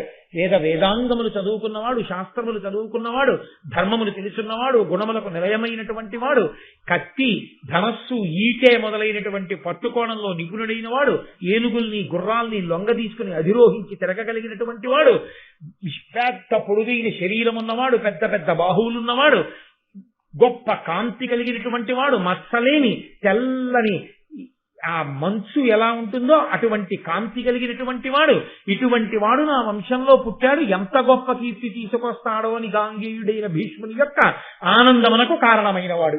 అటువంటి పాండురాజుకు భార్య కావడం చేత ఆవిడ ఎంతో సంతోషాన్ని పొందింది. కానీ కష్టము, సుఖము, సంతోషము, వెంటనే పరివేదన, ఇవి ఎలా ఉంటాయో చూడండి. ఇన్ని గుణములు కలిగింది, ఇంత అందగత్తే భార్య అయి ఉంటే పాండురాజు గారి భార్యని నేనయ్యున్నాను అన్న సంతోషం దేని వల్ల ఉంటుందండి? నా అందం చేత భర్తకి తృప్తి, నా గుణముల చేత భర్తకి తృప్తి, నా పాతివ్రత్యం చేత భర్తకి తృప్తి. కాబట్టి నా భర్తకి ఇంకొక ఆడదాని మీద మనసు ఉండదు. నేను ఇంత గొప్ప స్థితిని పొందానన్ననాడు కదా ఆడదానికి ఎప్పుడూ తృప్తి. ఆడది అలమటించిపోయేది ఎప్పుడంటే తన ఎందేదో లేదన్న భావనతో భర్త గాడి తప్పిపోయాడు అనుకోండి, అరే నా వలన ఏదో లోపం జరిగిందని నా భర్త నాకు కాకుండా వేరొక స్త్రీకి వశుడవుతున్నాడని భార్య ఏడవాలి. కుంతి దగ్గర ఏది లేదని పాండురాజు గారు ఇంకో ఆడదాన్ని కోరుకోవాలి. ఇప్పుడు అలా కోరుకుంటే కుంతి మనసుకి గాయం మళ్ళీ తగిలినట్టే కదా. మీరు ఆ కోణంలో ఆలోచించండి. ఆయన దక్షిణాయకత్వాన్ని పక్కన పెట్టండి, కానీ ఆయన మద్రరాజకుమార్తె అయినటువంటి మాద్రి శల్యుని యొక్క చెల్లెల్ని నేను వివాహం చేసుకుంటాను అని భీష్ముని యొక్క అనుమతి చేసుకుని కుంతి ఉండగానే మాద్రిని చేపట్టాడు. ఏదైనా బాగుంటుందేమో కానీ సవతి వచ్చినా కూడా సంతోషంగా ఉంటే అసహ్యంగా ఉంటుంది. అది తట్టుకోలేనటువంటి విషయం స్త్రీకి. కాబట్టి కుంతీదేవి యొక్క జీవితంలో మరొక్కసారి గాయమైంది. అరే నా భర్తకి నేను ఒక్కతనే భార్యని కాను, ఇద్దరు భార్యలు, అందులో పెద్ద భార్యలు అని సరిపెట్టుకోవలసి వచ్చింది. అయినా ముందు చెప్పారు కదా నన్నయ్య గారు, ఏది చెప్పినా దూరదృష్టితో చెప్తారు. భూదేవంత ఓర్పు కలిగినది. కాబట్టి సర్దుకుని ఓర్పు పట్టి అది కూడా జీర్ణం చేసుకుని ఇద్దరు భార్యల భర్త అని పాండురాజు అనిపించుకుంటే తాను పెద్ద భార్య అనిపించుకుని వీలిపోయింది. సరే, కొంతకాలం జరిగింది. పాండురాజు గారు అతుల ప్రతాపలీలాయుతుడై ప్రాగ్దక్షిణాపరోత్తర దిగ్భూపతుల నిజ శాసన వశీకృతులంగావించి తమదు కీర్తి విలుంగన్ 4 దిక్కులను గెలిచి భూపతులందరినీ కూడా గెలిచి గొప్పగా ఆయన జైత్రయాత్ర చేసి అనేకమైనటువంటి ధనరాశుల్ని తీసుకొచ్చాడు. ఇన్ని తీసుకొచ్చినా పాండురాజు యొక్క గొప్పతనం అంతా ఎక్కడుందో తెలుసా అండి? అన్నగారికి చెప్పకుండా ఏ పని చేయడు. అన్నగారిని గౌరవించకుండా కళ్ళు లేని వాడివి నీకేమొచ్చని తోలనాడను. నిజానికి ధృతరాష్ట్రుడు తాను ఒక తండ్రి బిడ్డలేమో కానీ ఒక తల్లి బిడ్డలు కాదు. ఈయన అంబాలిక కొడుకు, ఆయన అంబిక కొడుకు. ఆయనకి కళ్ళు లేకపోయినా ముందు పుట్టిన ఆయన పెద్దరికానికి మర్యాదనిస్తాడు. ప్రతిదానికి ధృతరాష్ట్రుని యొక్క అనుమతి తీసుకుంటాడు. ప్రతిదానికి ధృతరాష్ట్రునికి చెప్పి గౌరవిస్తాడు. అందుకే మహాభారతంలో ఆ ఉద్యోగ పర్వం మొదలైన చోట్ల చెప్పుకున్నాడు ధృతరాష్ట్రుడు, పాండురాజు ఎన్నడూ ధర్మం తప్పలేదురా, అంతటి బాహుపరాక్రమం ఉండి 4 దిక్కులను జయించగలిగిన వాడై ఇటు పాండురాజు ఇటు భీష్ముడు ఉండగా నేను కళ్ళు లేని వాడినైనా ఇంత వైభవాన్ని పొందానురా, బంగారం అంతా తెచ్చి నా కాళ్ళ దగ్గర పెట్టి నా చేత అశ్వమేధయాగాలు చేయించాడురా, అంతటి ధర్మాత్ముడు, సింహాసనం అయింది, నీకన్నా పెద్దవాడు ధర్మరాజు ఉన్నాడు, రాజ్యం నీకిమ్మని అడిగితే నేను ఎలా ఇప్పించనురా, నాది కాందాన్ని చెరుకుతున్నాడు. అంత గొప్పవాడు పాండురాజు, గుణనిధి, మహానుభావుడు. అటువంటి పాండురాజు వినుత యశుండు, పాండు నృపవీరుడు, దిగ్విజయంబు చేసి పెంపున గొనుగొచ్చి ఇచ్చిన అపూర్వ మహాధనరాశి పేర్మి వారని విభవంబుతోడ ధృతరాష్ట్రుడు చేసే శతాశ్వమేధముల్ దనిసన భూసురేషులకు దక్షిణలిచ్చి యథోచితంబుగన్.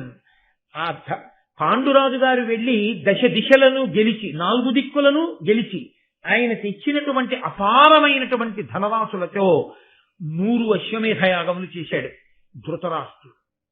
అంటే ఎంత భాతృభక్తి కలిగినటువంటి వాడో మహానుభావుడు పాండురాజు.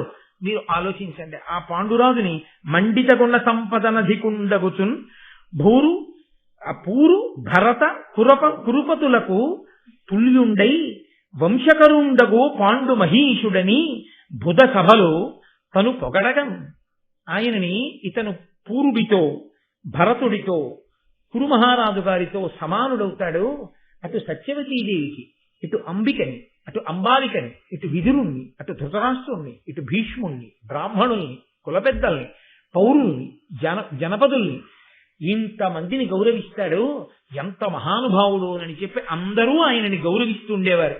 ఆయన కూడా ఆ తెచ్చినటువంటి ధనాన్ని ఎంతగా దానాలు చేశాడంటేట, కటిక దరిద్రుడైనటువంటి బ్రాహ్మణుడు పాండురాజు చేసినటువంటి దానాల్ని పుచ్చుకొని అపారమైన శ్రీమంతులయ్యారు. అన్ని దానాలు చేశాడు. కానీ ఆయనకి ఒక చిన్న వ్యసనం. ఏమిటా వ్యసనం అంటే, ఆయనకి వేట అంటే అనురక్తి. కాబట్టి 2 భార్యల్ని తీసుకుని వేటకెళ్ళాడు. వేటకెళ్ళి ఆ వేట ఆడడం మొదలుపెట్టాడు. 2 భార్యలతో సంతోషంగా ఉన్నాడు. ఇక్కడ నేను కథని మలుపు తిప్పి మళ్ళీ భీష్మాచార్యుల వారికి కొంచెం ఇబ్బంది తీసుకొచ్చి ఆయన రాత్రి పడుకోకుండా చేయడం కన్నా ఆయన ప్రశాంతంగా ఇవాళ ఒక్కరోజు రాత్రి పడుకొని ఇచ్చేటట్టు చేస్తే కనీసం పాపం మనమైనా ఆయన ఒక్కరోజు మర్యాదగా పడుకొనిచ్చిన వాళ్ళం అవుతాం. ఆ వేటకి వెళ్ళిన తరువాత ఎంత చిత్రంగా కథ తిరిగిపోయిందో. ఇప్పటి వరకు ఎక్కడైనా బాధపడడానికి ఏమైనా ఉందా? ఏమి లేదు. పాండురాజుకి 2 భార్యలు, భీష్ముడి కళ్ళల్లోంచి చూడండి, పాండురాజుకి 2 భార్యలు, సరే పెద్ద ఆయనకి ధృతరాష్ట్రుడికి 111 మంది భార్యలు, ఎలాగో ఆవిడికి గాంధారికి 101 సంతానం కలుగుతుంది. పాండురాజు ఇంత తేజోవంతుడు, తాను పెద్దవాడినైనా అంతటి పరాక్రమవంతుడు. పాండురాజు అంతటి యశస్శాలి, అంతటి గొప్ప పరాక్రమవంతుడు. ఇప్పుడు సింహాసనానికి 2 కాపు కాస్తున్నాం. కాబట్టి ఇంకా ఇలా కన్నెత్తి చూడగలిగినటువంటి శత్రురాజు లోకంలో లేడు. ఇంత సంతోషంగా, ఇంత ఆనందంగా జీవితం గడిచిపోతోంది. అమ్మయ్యా, ఇన్నాళ్ళకి మళ్ళీ అంతఃపురంలో సత్యవతీదేవి, అంబిక, అంబాలిక, అంబిక కొడుకు ధృతరాష్ట్రుడు, ఆయన భార్యలు, అంబాలిక, ఆవిడ కొడుకు పాండురాజు, ఆవిడ పిల్లలు, ధర్మం చెప్పేటటువంటి మహానుభావుడు, పరాక్రమవంతుడు విదురుడు, పెద్దవాడు భీష్మాచార్యులు. ఇంత సంతోషంతో మళ్ళీ అంతఃపురం అంతా కోలాహలంగా, ప్రజలందరూ సంతృప్తిగా, కురురాజ్యమంతా ఆనందంతో ఉన్నది అన్న మంగళవాక్యం దగ్గర ఇవాళ ఉపన్యాసాన్ని పూర్తి చేసి మళ్ళీ